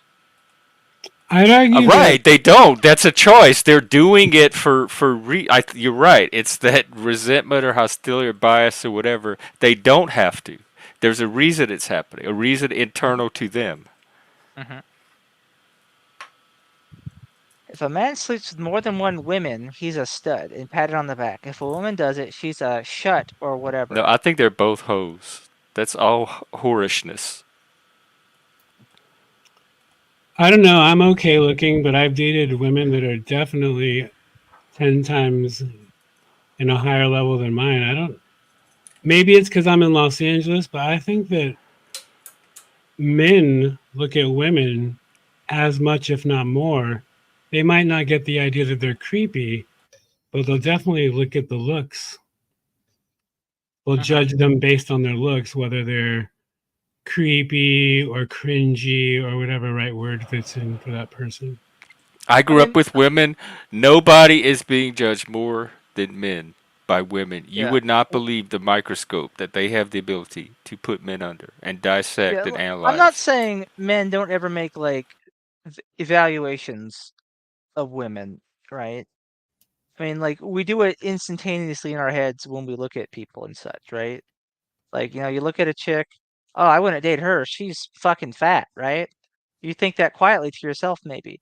But what men don't do is like if a woman's fat, they don't usually turn it into this whole like moral thing. Oh, she made me uncomfortable by being fat. Like that's fucking stupid, right? But if a guy just sort of like, I don't know, he has weird posture or something, he made me uncomfortable.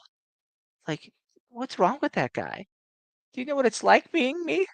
And the guys don't do shit like that. I've told this story too. When I was at a training here in Seattle, they told me and some other guys specifically that because we're male and we're tall, we have to be aware of the effect that we can have on other people. And I said, no, I don't. I don't have to do shit because I'm male. If they have a problem with me because I'm male, that's their problem. I don't have to be aware of anything and do anything. They tried to teach us this as part of a training. Yeah, that's why again, another reason it's good to be self-employed is if the training is basically, if the nature of the training is like these are folks who obviously don't know how to interact with people and they're the ones giving the training, like it's a bad place. Yeah. Well, needless to say, I did not last. Yeah. It's hilarious. Now we're getting S&M poppins. Daddy showed up. Give me that umbrella.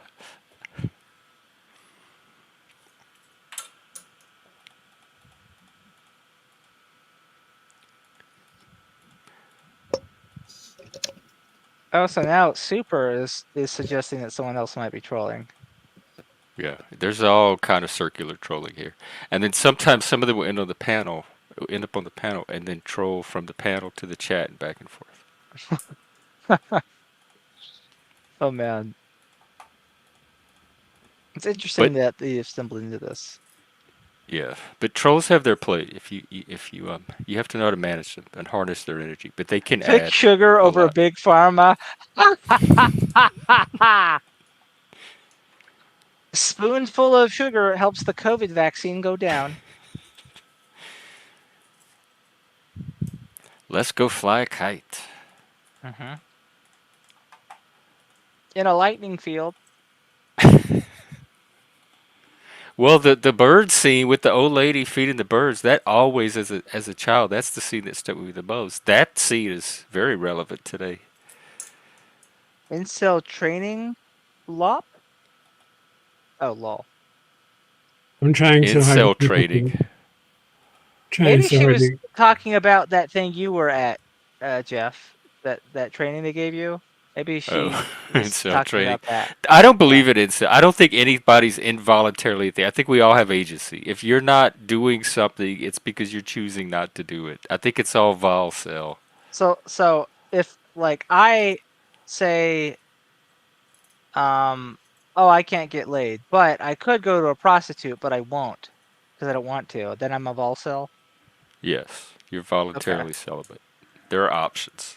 You could literally You put your can dick in always find anything. somebody uglier than you to get something from, usually. There's So a what about hierarchy, the what beauty about hierarchy.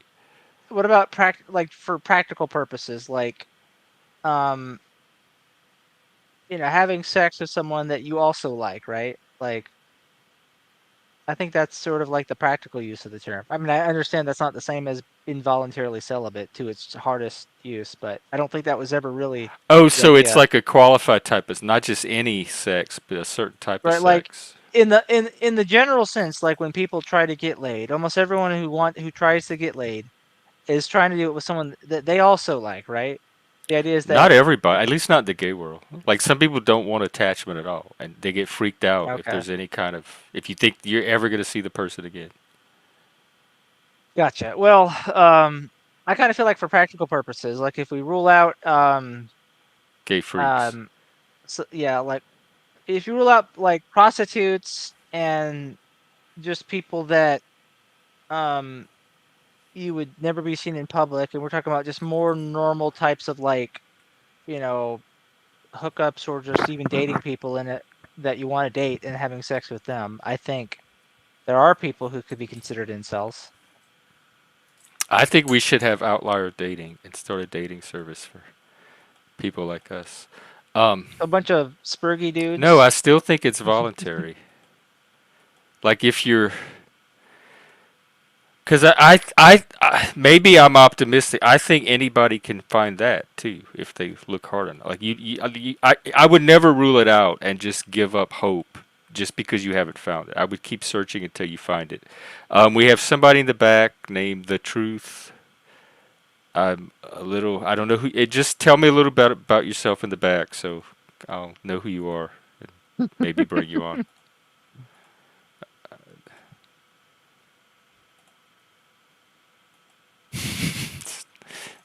Stop.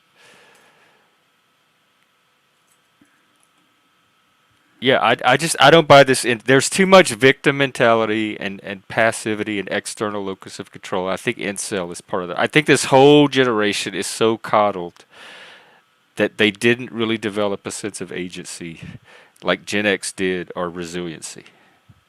And I think all of this is manifestations of that. I don't think we'd have incels without the helicopter generation. I think incel is a little bit. Pardon me. Um, Base. okay, I might let this guy up and try him. I'm going to put my overlay. Okay. Welcome. Yeah, how you doing? Nah, yeah, what's up, Jeff? No, Oh, I'm not your trolling. microphone's Yeah, I'm kind of not trolling. choppy. Hello? Yeah, I'm not. Kevin Nash. Hold up. Yeah, what's up? Hold up. Let me put in my headphones real quick. You know this guy? Yeah, he knows who I am. I'm not trolling. I'm not gonna say anything messed Is he up. cool, Spike? Yeah, I'm very cool. I'm not I'm gonna do asking anything. Spike. I want to debate you for 2 minutes. I even cash app you. I want to Oh, debate you for 2 minutes oh, long. okay. Well, that might change things. Spike, you think Oh, yeah, because you like the money, all right? clear? I actually am unpopular opinion. There are times where he's excellent and times where he's not. So I could at least My give him a shot. dog. Oh no, but you My got to dog. change the avatar, bro. What? Hello, listen. Hello, Jeff. Should I So keep here's this my on? thing, right? How do you What's say up? that there's? No, I'm not gonna porn bomb you or do anything like that. He won't P-bomb. No. All right. No, I won't porn bomb. No, What? I'm not. I'm not even gonna say anything racist. I'm not gonna say anything crazy because I really do want to debate you. Okay, before we do I, that, do you have a channel that you want me to add? I don't tell. I'm in a community. I'm like the black guy in their community, Okay. And What name I would should I never put give up you my under? channel Just the because they truth? troll me and they call me the N word. No, my name is. Everybody knows who I am. They know my voice. I just put that name What up. do you want to be known as for the stream when I identify you? Super Cali I wrote it in the identify chat. me. I'm my. I'm just Oh gonna my with the God. truth. Let me Okay, see. what you want to say? I am the truth. Okay, well Okay, tell it. Jeff. Now, what I need to know, because I'm not trolling you. I'm like, okay. Who has? I don't want to be insulting. I don't want to You be like. winded it up. Come on. Yeah, 'cause I'm trying to be right because I want you to drop me down. Lawless, Like, can you turn up your mic a notch? Can you have that? Do you have Oh, that is this ability? lawless? Yeah. yeah, but Oh, he's not I'm very supposed. You respectful. fooled me. You know you were on my block list not to come up. So you lucky you getting this. No, but I'm very because I mean I don't know why I thought people block me just because I'm black. So It's not because you. I didn't even know you were black. It's so not because why you do people black. call It's you a because all the racist? mic trolling. Why are they calling you a racist? You I have said no something idea. about the Jews earlier. I was raised with black people. I like my. I have two black mamas. I liked them more than my white mama. I grew up with black people. So I you didn't were even know they adopted were by a black separate people. people till we moved to another town when I was a So when teenager, and I saw that. you feel like there's no such thing as like systematic racism doesn't exist. No, I have no idea what that is. I've gotten people thousands of times to show me what it is, and it always turns out to be something else Something or else a like okay, hypothesis. it's But not a it's never hypothesis. anything concrete that exists It's not a today in hypothesis. 2024 It's that when they you could show see me. no, it exists and it exists on my part. Like if I see a white person, I think that they're a cop. I think that systematic racism. But Not that's even not they, systematic. That's individual. oh That's no, in as your far head. no, you want to talk about the system? It exists regardless. Like Are I you don't scared understand how of you. us? Are you scared of white people? I'm not scared No, of white people. he I'm scared of no identifies one. as a white person, actually. I That don't. one I'm remains. not scared. I have interracial children. I'm not scared of white people. I'm not scared of black people. I ain't scared of no man. I just Okay, don't like people. that's good. I'm I not think the that's person. I'm healthy. not the person. I'm not the person who says that I won't be around you because of the color of your skin. Well, And I I hope you know take. I'm not keeping you down, and I want you to succeed as much as any other person. And there's nothing about your race that makes me as American wish anything different from you than anybody else. But you believe that nothing happens to me.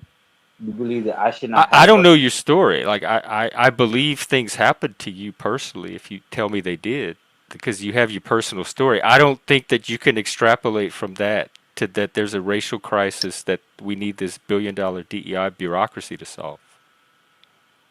And here's what my point was. Okay, now with the autism thing, I have some. I'm not gonna go into that story because it's personal. But who diagnosed you with autism? Because I had somebody this close to me.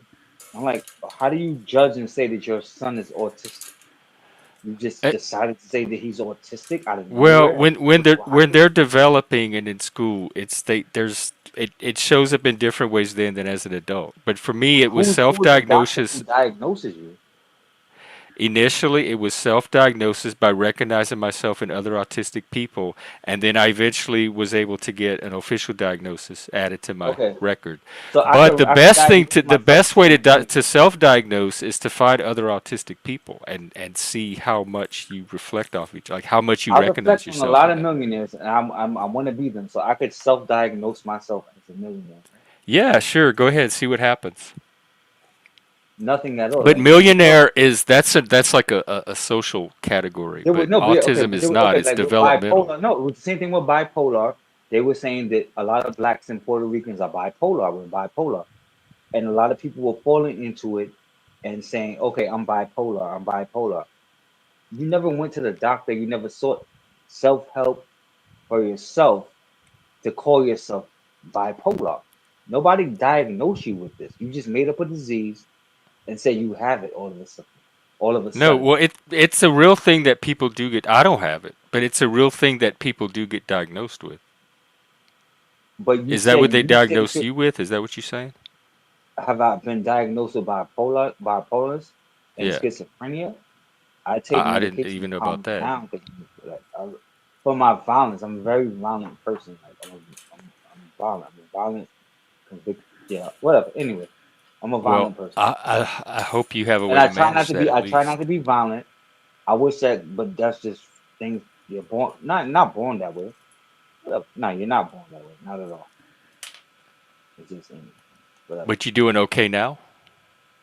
Am I doing okay now? Yeah, of course I'm doing okay. Okay. Well, good. Of course I'm doing okay. But this is Did not you what I came did you to. get your 3 minutes or have Oh no, I got a cash app you in a second. What is your cash app is there, right? Here, I'm gonna put it in the back chat. It's I hope it But works are you gonna because I dox haven't me? been able to. Are you gonna dox me?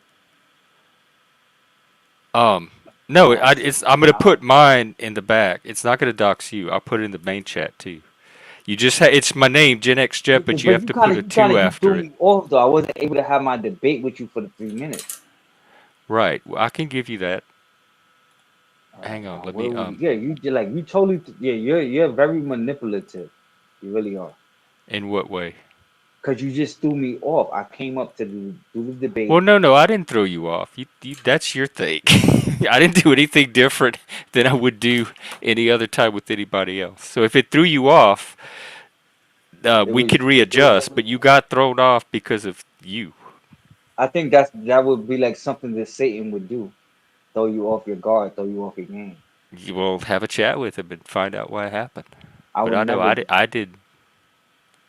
I like we can have the debate. I put my cash app in the back. What do you want the topic to be? Hold on 1 second. I want to know. I need to know. Like, okay, understand. Like, how do you feel that these things do not exist? You're a Trump supporter. I'm all the way. I support Trump, but I don't support the people that Support support is a him. very strong word. You I'm do, but mostly you should. voting against. I'm voting for free speech and against the threat to it I see on the left. And you call us the well, not us, because I'm not really. I'm not left. I'm more of a moderate.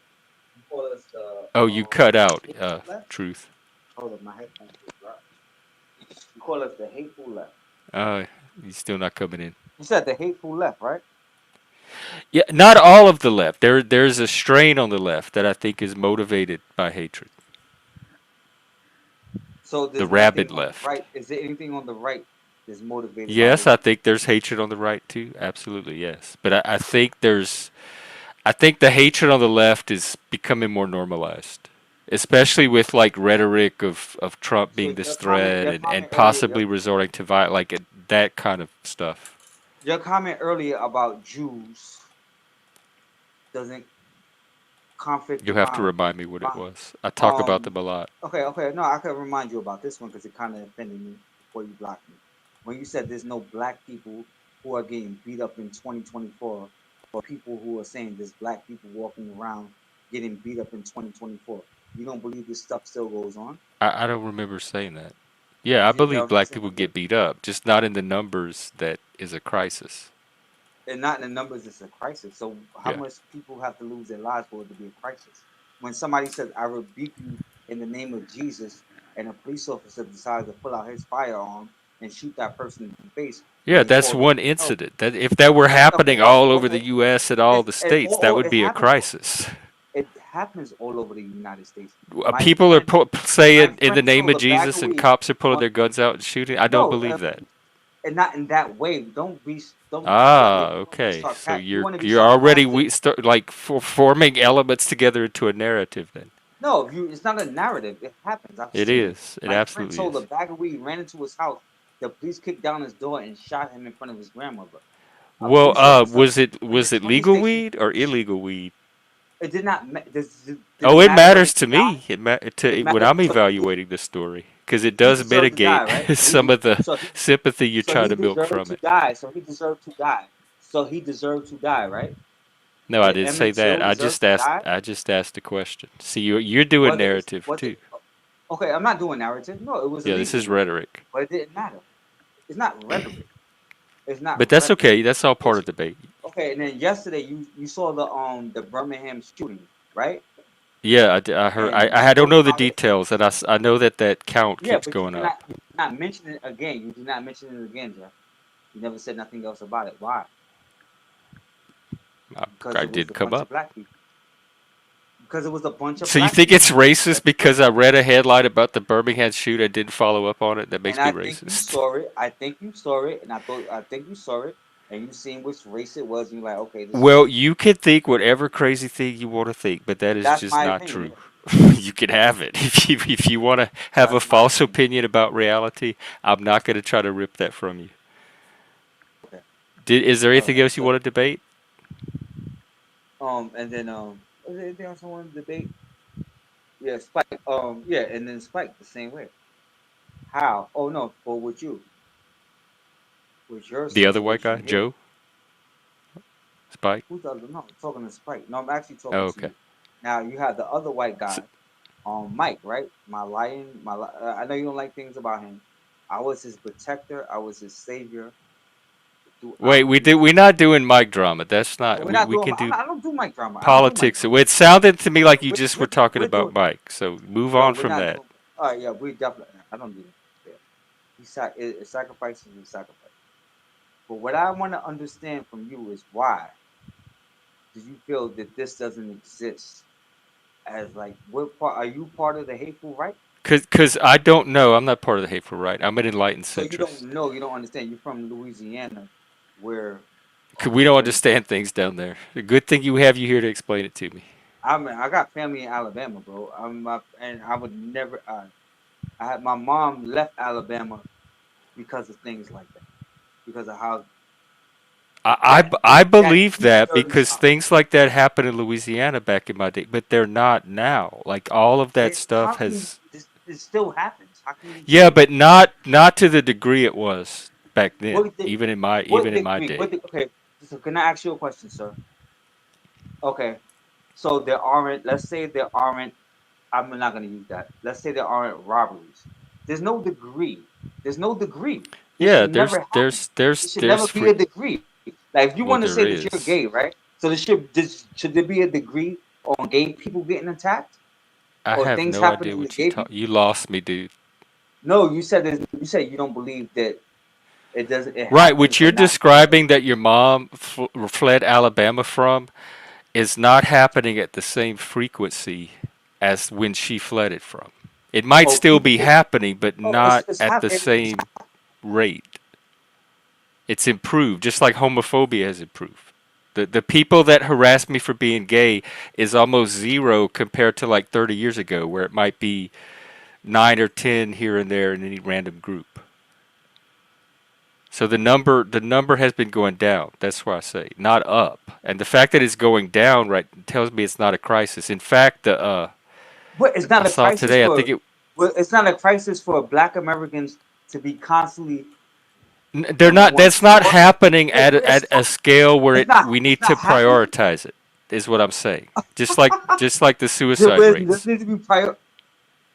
You But you can homosexual individually assault prioritize it, but we as a is it, nation, I don't think we need to so prioritize it. what needs to No. be prioritized, Mrs. Jeff? What needs to be For I think every prioritized? American is free to determine that for themselves. For me, my number one thing right now is free speech.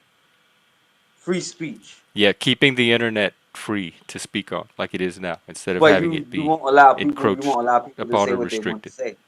Oh, So how this is can not a free speech. I'm not talking about my channel. This is not a free speech zone. so you're not talking about free speech? You're a hypocrite, like most No, MAGA supporters are.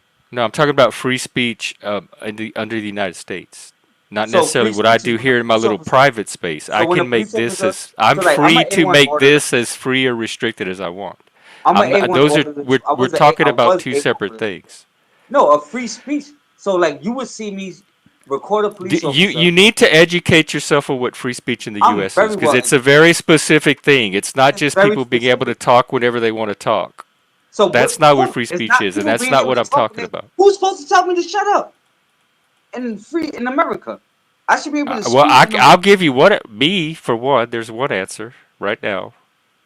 Panel. See how that works? This is not free Yes, speech. on your Right. panel. But you're So I for wanted free you to speech. know the So, difference but and not yeah, I mistake understand. this for free So speech. okay, so if a police officer, if I'm out recording the police or whatever, so a police officer should tell me I should shut up, or I should not speak, or I should sit down like a dog.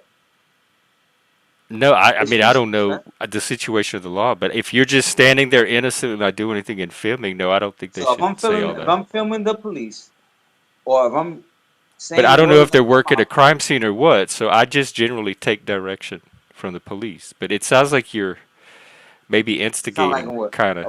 Sound like, oh, yeah, that's what we do, right? The black guys we just instigate. No, not the blip filming. I didn't see you. You're racializing everything and making it about your race. I didn't. I'm not referencing your race one time. So that's coming from you. It's projection. Oh no, it's not projection. It's No, it's subjective no, racism. it's It's not. It's not not projection. actually happening in No, reality. It's no, happening in your you know head. what? No, Jeff. You know what? Yes, Because like I'm a very, most of this I'm very honest, right? I am like a very bigoted slash racist. Like, okay, I'm very honest about that. against white people.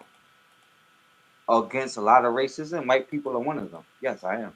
Well, see, I I'm am not. So, like, to me, that makes you because more hateful than me a lot, already. I don't a have lot. that in me toward any group.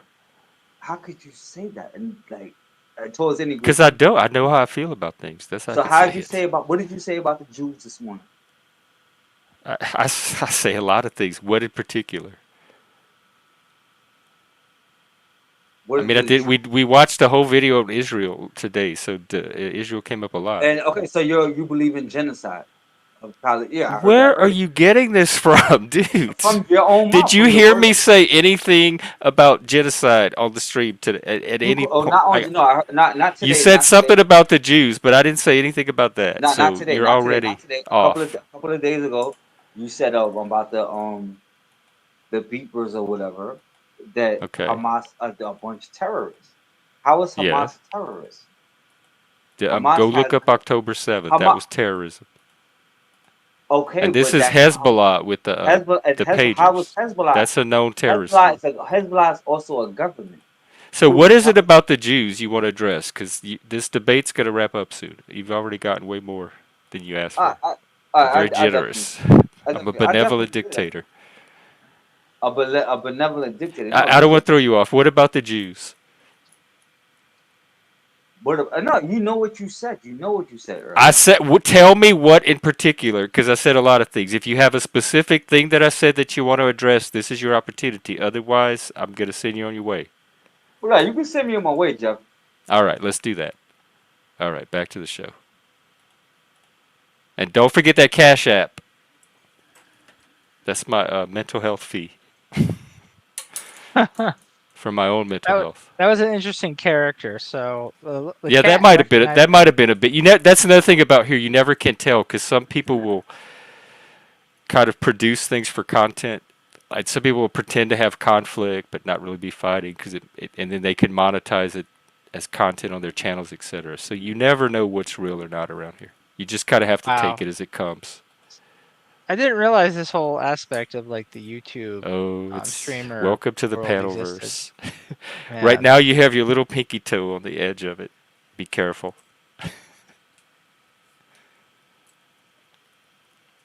But I do think that it adds something to a channel. I think channels that haven't been filtered through the panelverse or channels that have end up with it. It adds a different energy to a channel, or it can if you know how to use it right. But it's definitely a rite of passage.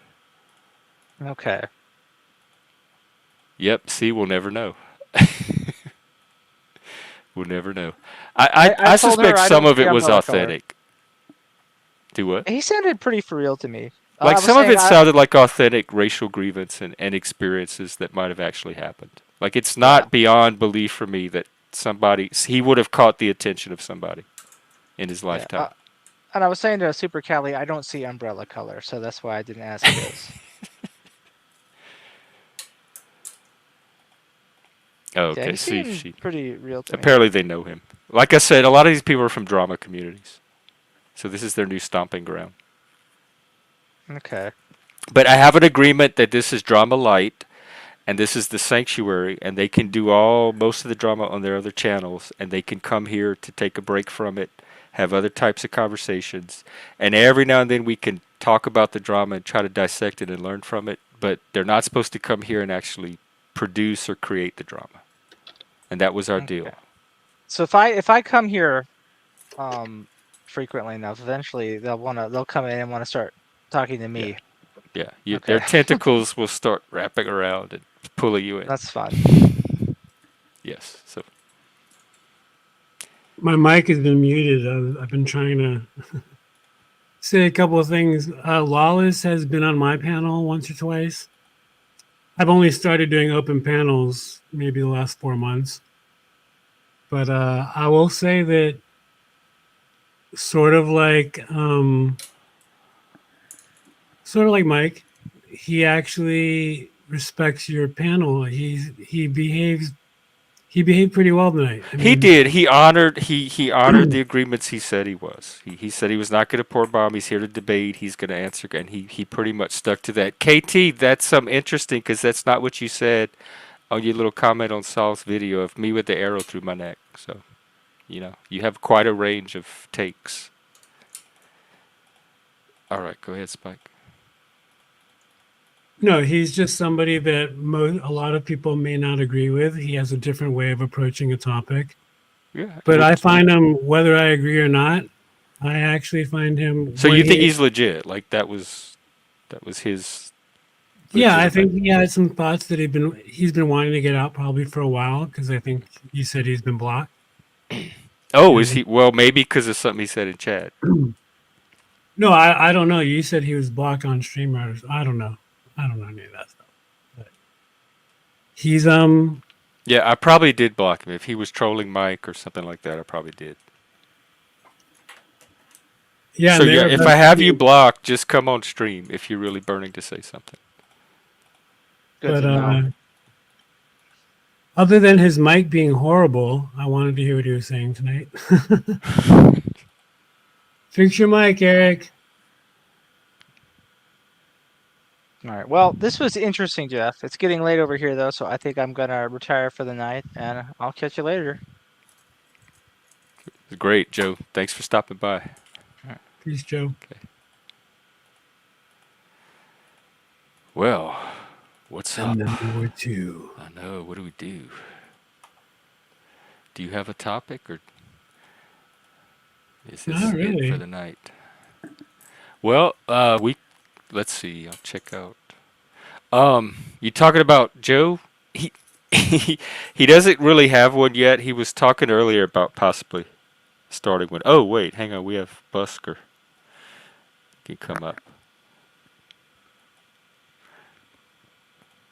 Yeah, I especially I did a stream on it earlier today in today's client because everyone's trying to pass that off as humor, and I just, KT, you're just making my point because it's really shitty to tell someone that had a video made of him with an arrow through his neck that they're just being butthurt about dark humor. This is the exact type of gaslighting that psychopaths like you and your friends do that I'm talking about. So it's not going to work here. I'm on to all that shit. Don't come over here and play your little fake games with me. Welcome, Busker. Oh shit. Uh-oh, you need me to take you off? Here, just type in the back so I'll know what's going on. Hey, camera. You good now? Yeah, I was just my chest, so Okay, yeah, nothing untoward. no big deal. My hair was a mess too. Yeah, that's... Anyway, so yeah, living in Baltimore, dude, I gotta say that I can't think of any racist white groups that are going around making a lot of trouble, but I do know that I have had lots of racism towards me through my lifetime. As a white guy? Yes, in Baltimore. One time, when I could walk with a cane, I fucking was walking out of a store. 3 black young people were sitting on the ground there, or the pavement, and they're just kind of gawking at me. And then this one's like, "Are you gonna be able to walk, cracker?" I just look at him like, I wanted to say something, but I didn't. I just gave him a look. He's like, "You want me to take that cane, cracker?" I'm like, "Well, fuck you." And then, Did they do anything, or they were just No, harassing you? They just kept harassing me, and But it was luckily, about your race, specifically about yeah, the well, color. I mean, like the cracker Yeah. comments. I've gotten that so much in my lifetime that's what exists for me. And other whites in Baltimore and probably everywhere. I mean, it's just like with these narcissistic little thugs think they can roll the roost, and the white man and the BLM thing really just took me, like, it just blew me away. Just That was because, my turning point too. That and the Evergreen oh god, protest. oh yeah, dude. All right, I think this guy's legit, but let me just double check. Hey, what's up? Yeah, it's me. What's up? What's up, man? All right. How's it going? Good. How are Oh you? my god. What you got going tonight? Just trying to avoid my little sector because there's just a bunch of drama going on. Oh, is there drama? You're in the sanctuary? No, I just don't get into it. I just leave when it happens. Yeah. Our like community's being literally torn to fucking shreds Right now? Like, right didn't now. y'all go through this before with the other communities? And it's Yeah, happening again? it was happening like, well, a big one happened and now it's like the littler sections or littler whatever you want to go, the So it's like offshoots of another that are splinter. doing it now again, yeah. So I'm just kind of staying away. Oh. Um, What do 'Cause I you don't foresee as the outcome? a lot of fucking annoying panels where people talk shit and a lot of bad shit gonna happen, like doxing and calling and fucking Wow, is it? Hell, hang on. I'll tell you what I'm gonna do. But if you and Busker could chat for like a minute or so, I'm gonna go recharge and come back, all and right. I want to Uh, really dig into this What were for a you guys moment. chatting about? we were Kind of talking. racism against white people. Does it exist, etc.? Did you Yeah, guys happen to catch Buddy's panel this morning? It was about I don't know Buddy. I that. don't even know who Buddy is. Drop his Buddy, channel in the back, and I'll Buddy take a look. East Coast. Never heard of him. He was having a panel this morning. It was all about that, like white people using the N word and stuff. And Is that you, Spike? I am not a robot. All right. Oh. Mhm. Yeah, I can drop his channel for you guys, even though I don't. Well, anyway, we were talking about, I was telling him about Baltimore, and it is a real scourge that there is black on white racism, no doubt. There's no doubt. I've Yeah. experienced it many times. And I would sorry. not retaliate because that would be the most dangerous thing I could possibly do. No shit. That would be no good. Hebrew, I just wanted to say what's up, bro. You can always holler at me if you want to holler. Hey, did you see that I came into your shit when I was at work? Yeah, you were listening to my little radio show this afternoon. Yeah, I listened to it for a good half an hour, grooved out a little bit. Cool. Oops. Yeah, it was cool. Let me put it in here and have Jeff drop it because I don't have a wrench. So fuck it. Or you can like copy it and post it if you want, Spike. That's Buddy's fucking channel. Don't tell him I sent you. I'm just kidding. I don't have a wrench either. Yeah, he's a really good artist, man. He plays guitar and he can sing like he sings very good, but like some of his panels I don't agree with, but I mean, can't be a perfect creator, I guess. What's he all about on his panels? Anything, like he'll just come up with a topic and then topics are like anything from music to like today, like how do you feel about the N-word or whatever, or like using the N-word or whatever, and then just anything really. I mean, whatever pops off. There's a lot of good ladies in there and a lot of good guys in there. I mean, it's pretty chill, but I don't know. It just gets heated sometimes and people get dropped and shit. That's why I'm just like trying to find a channel where I could just chill and not fight and argue.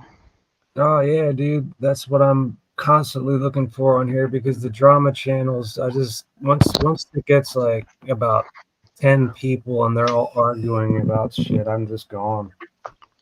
That's the community I'm in. The drama Hebrew, community. question. Yes, sir. Like I know you're at work today, but like at nighttime when you pop into my streams, are you wishing that there was more of an open panel and less of a Nah, man, one it's your stream. show? Nah, man. Like I'm at work, so I can't really be on my phone. I'm just like listening. So like, I mean, maybe do a little bit of both. Like maybe like do a little bit of that and then stop and like have like people chatting and then fucking you know what I mean. That way it draws a little bit of more attention. I don't know. I like it though the way it is, but I had a great stream a couple nights ago where we did both. But just as my bro, you're my homie. yeah. You ever come into my stream and you Oh. want to hop on panel and like chat? Mm-hmm. Just do a code word, like name a Thai dish or something. I'll know what you mean. Okay.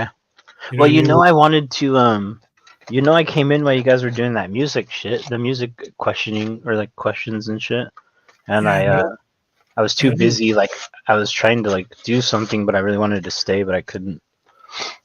that was actually an epic hour of streaming. Yeah, it was. And It it was was cool. funny because you were there for like 20 minutes and the last thing you said was, "Oh shit, I'm still on panel," and then you dropped. Yeah, I was taking a shit with my headset on. I was like, "Oh, what the fuck?" I was on panel because I heard. Wow, what did I just walk in on? Nothing. I forgot I was on panel the other night when I was at Spikes, Oh, and I was No like doing kink- random shit in the house. No kink shaming, dude. It's all good. I don't give a shit. I'm the type of guy I poop with the door open. Doesn't bother me at all. Fuck, I was in prison for how long? That shit don't that's what bother Flow me. State said too. He's like, I was in prison. I'll do it for anybody, but it bothered Shit me. don't bother me, dude. My ex used to do that too, and yeah, she You're was like, in prison. babe, shut the door. It stinks. So is this buddy East Coast? Is he worth subscribing to? I Or mean, not? Or is he? I can't tell you that. I just dropped the link. I wouldn't do that and tell you not to subscribe, right? Well, I don't know anything about it. I mean, don't know if he no. was, Don't like, subscribe. part of Click the on good drama or the bad drama. Click on the link and go see him. Go to one of his I lives. don't have that kind of. Well, I just don't want to make it. I know you were sharing him because he was part of your story. I just know if he was like I the don't know him villain well or enough one of the that people I I should can't support. can't do that to you, bro. Okay, I I'm can't just make gonna a ignore him decision then. for you, but Then Alright. that's a no. Because if he was a friend, you'd say, yeah, give him a sub. He's cool. well, that's probably the best thing to do. Then ignore it because I'm not trying to like. Because some of his stuff I just said it, you missed it. I don't agree with, and some of his stuff I do. So like, it's kind of like a mixture of both. Is that his real hair? Yeah, dude, he's a rock and roller, dude. Go listen to his music, bro. He's really good, like amazing. Like I was very surprised. Like I was like, God damn, dude, this guy can sing like a motherfucker. Do you think he'll be going live tonight or anytime soon, Hebrew? No, I'm taking I don't know if you saw it, but like I had like a final stream. Like I'm just taking a break because of work, dude. I work 6 days a week and it's all night. I get off and I'm like, I just want to relax and not deal with the stress of the fucking panel. Because like it's been pretty stressful in my streams. Like the last 3 of them I did were just like fucking pure chaos, dude. And I'm just like, I'm not in the mood to deal with that shit. I get off and I have like 50 fucking Discord messages like from like random. It's like, dude, like, what the fuck? Like this happened and it was in the chat and someone did this and why can't this person have a wrench? Why don't I have a wrench? Why is this person blocked? Unblock me. Like fuck. So I'm not gonna do that right now. I don't blame you, man. That doesn't. And if I don't answer, I'm the piece of shit. Yeah, fuck all that. Yeah. So I'm just kicking back right now. Make it your roles, man, on your channel. You know? Yeah, that's. Oh, I do. No, I mean, don't get it twisted. I just have a lot of like. This is my rules. Anybody can come to my channel. Anybody can come on panel, as long as they're not like a pedo or something. But they can Open come. boundaries. They can come on my panel, and if someone's up there that you don't like and you have questions or want to talk to them, I will let you up, and you guys can fucking. And then I jump down and I let those two fucking do their thing, and I'll jump back up and put my 2 cents in and shit like that. But like, I let anybody come, so then it's like a shit show because everybody's fighting and arguing, and I don't block people in my chat. Anybody can be in my chat. I don't give a fuck what you say, as long as you're not doxing people or being racist or like sexist or anything like that. I don't put up that kind of shit, but anything else goes. Well, I'll sub to your channel, man. Where's it? Do you have a link? Man, I can send all the drama over there. I could tell him, take that to Hebrews. Hey, go to the Hebrews and settle it on his panel. It could be a I don't mind. wonderful partnership. I might go live. I wanted to after. do like an arena. I'll go ahead. You want to go live, Spike, and I could send everything over there. You could take the next shift. I'll probably. I mean, I'll open up a panel. Yeah, I'll everybody come want over to there go and chill with Spikes? you. Here, let me drop this link. Oh wait, I don't have a wrench. God damn it. Here, I'll put it in the back and you can put it in here. Hold on. Oh, hang on, I didn't get the right Spike. I know Nova just woke up, so she probably wants something to entertain her for a little while. Alright, it's in there, Busker. What do I call you? Just whatever. D-More? Is My name D-More is. alright? You can call me Busker, but usually people do. But my name is Jim, so it's all right. Okay, Jim. Alright. I call him Busker.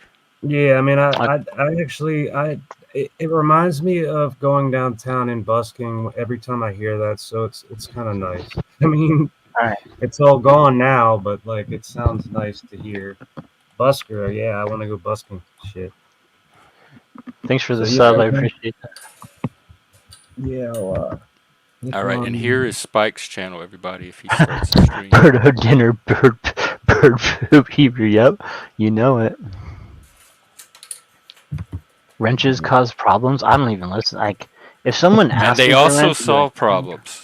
I paid no attention to that shit at all. Like, I give every single person that comes to my channel, I give them a wrench. Well, no That wonder way you're they- having all the stress you're having. No. If they have a wrench, they can't kick each other. So I don't have all that bullshit where people are kicking people because they're not. Oh, friends with wrenches them can't or- kick other wrenches? Yeah, unless they're moderators. That's why everybody gets a wrench when they come into my channel. Right when you come in. That way. Then what you are they can't- complaining about of why I don't have a wrench and who's kicking me and all that? Well, because I had 3 or 4 moderators, like big wrenches, and they were fucking. One of them kind of went rogue, and fucking was just like, yeah, they were going to my old streams and blocking people, so I couldn't see them, hiding people, and I didn't know that, so I went on forever and ever. Then they kept coming in on sock account saying, "Hey, I'm blocked. I don't understand." So I'm like, "Fuck you, sock," and I'd laugh at them, you know. And then finally, I had to go back and unblock everybody. There's my good mod right there. She's the best on Earth. 420? Yep. 420. That's 420 moon. She's the best moderator I've ever had. That's good to know. I'm looking for a few good mods.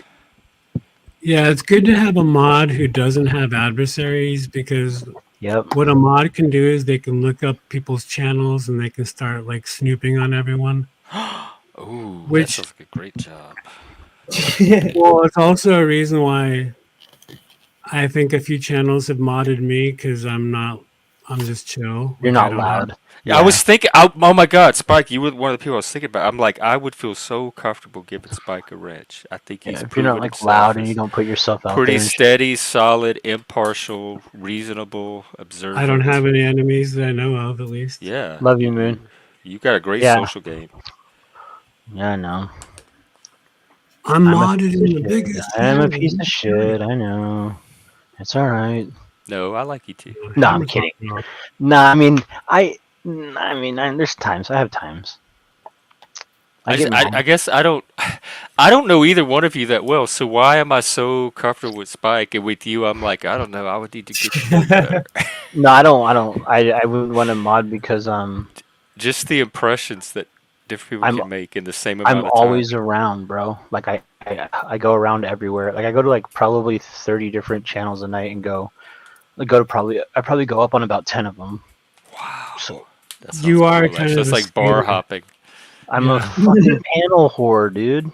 It's fun. It's like the Bourbon Street of panels.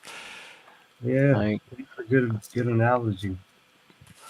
I don't know. I just like it's cool because there's different Do you- places out here, different people. Like, the reason I don't panel hop is because I keep having friction every time I try to go in somebody's panel. Do you run into, like, panels that, Nah, like, having to leave or getting kicked off a lot?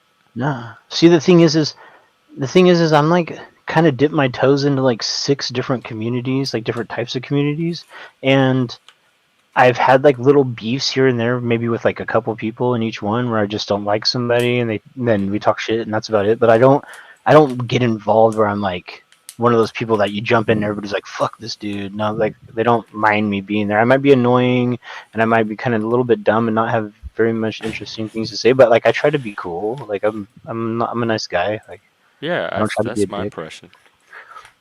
But He didn't even wash knows his hands you. either. So you know how to like go on a paddle and kind of get with the Ew. flow and vibe. This guy got it all over the wall. Ew, what are you talking? Hold on. Don't Are you you What? just shitting have it? to read up. Oh, I don't want to read that. Yeah. Oh my god, I saw the first sentence. Yeah, he was still on the previous conversation. Man, there's like a lot of like mean shit going on over at Telcots lately. Like Yeah, I keep hearing rumors. What? I used to go in there and I used to just sit there and I never said anything in the chat. Like I'd say hi, just that's it. One time in the chat and I'd just watch.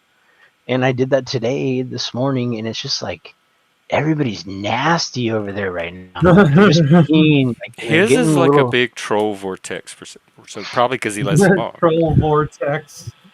They It's go I where guess I think they so go where too. they're. You want to smell mine behind?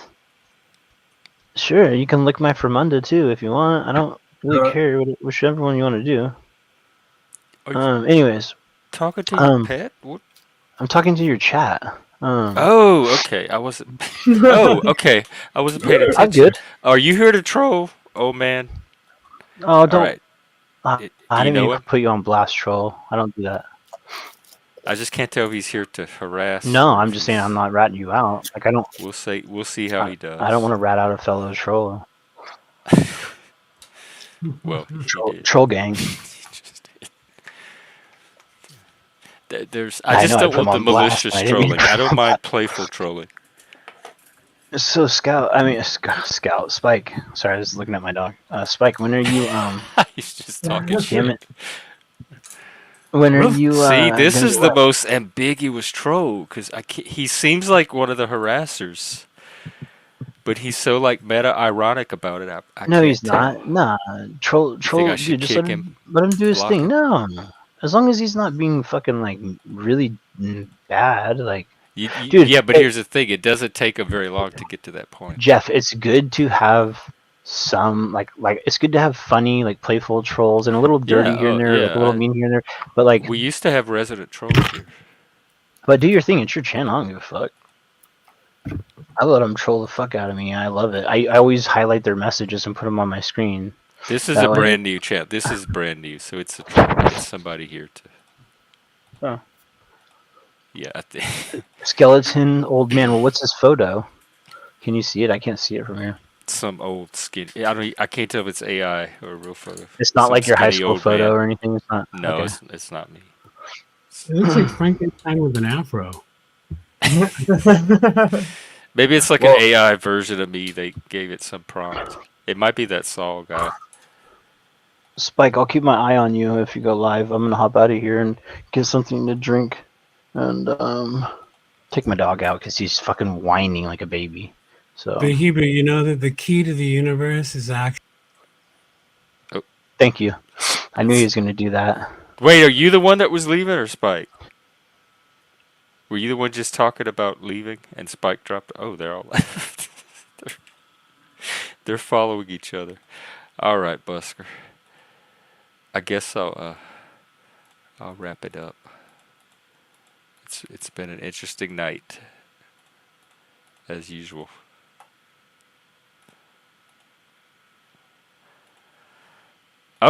Oh, really?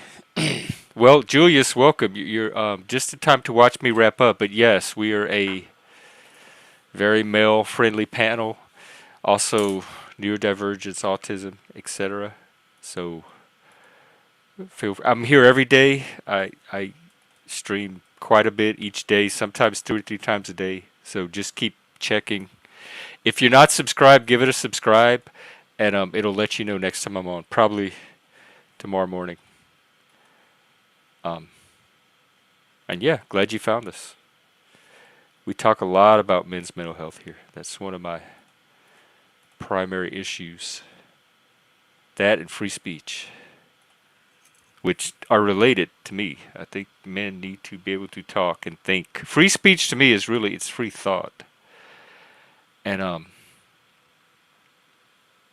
we need to be able to speak and think without restriction. All right, hang on. All right, well, I guess that's it for tonight. I think Spike is going to maybe start something up. Let me drop his channel again. And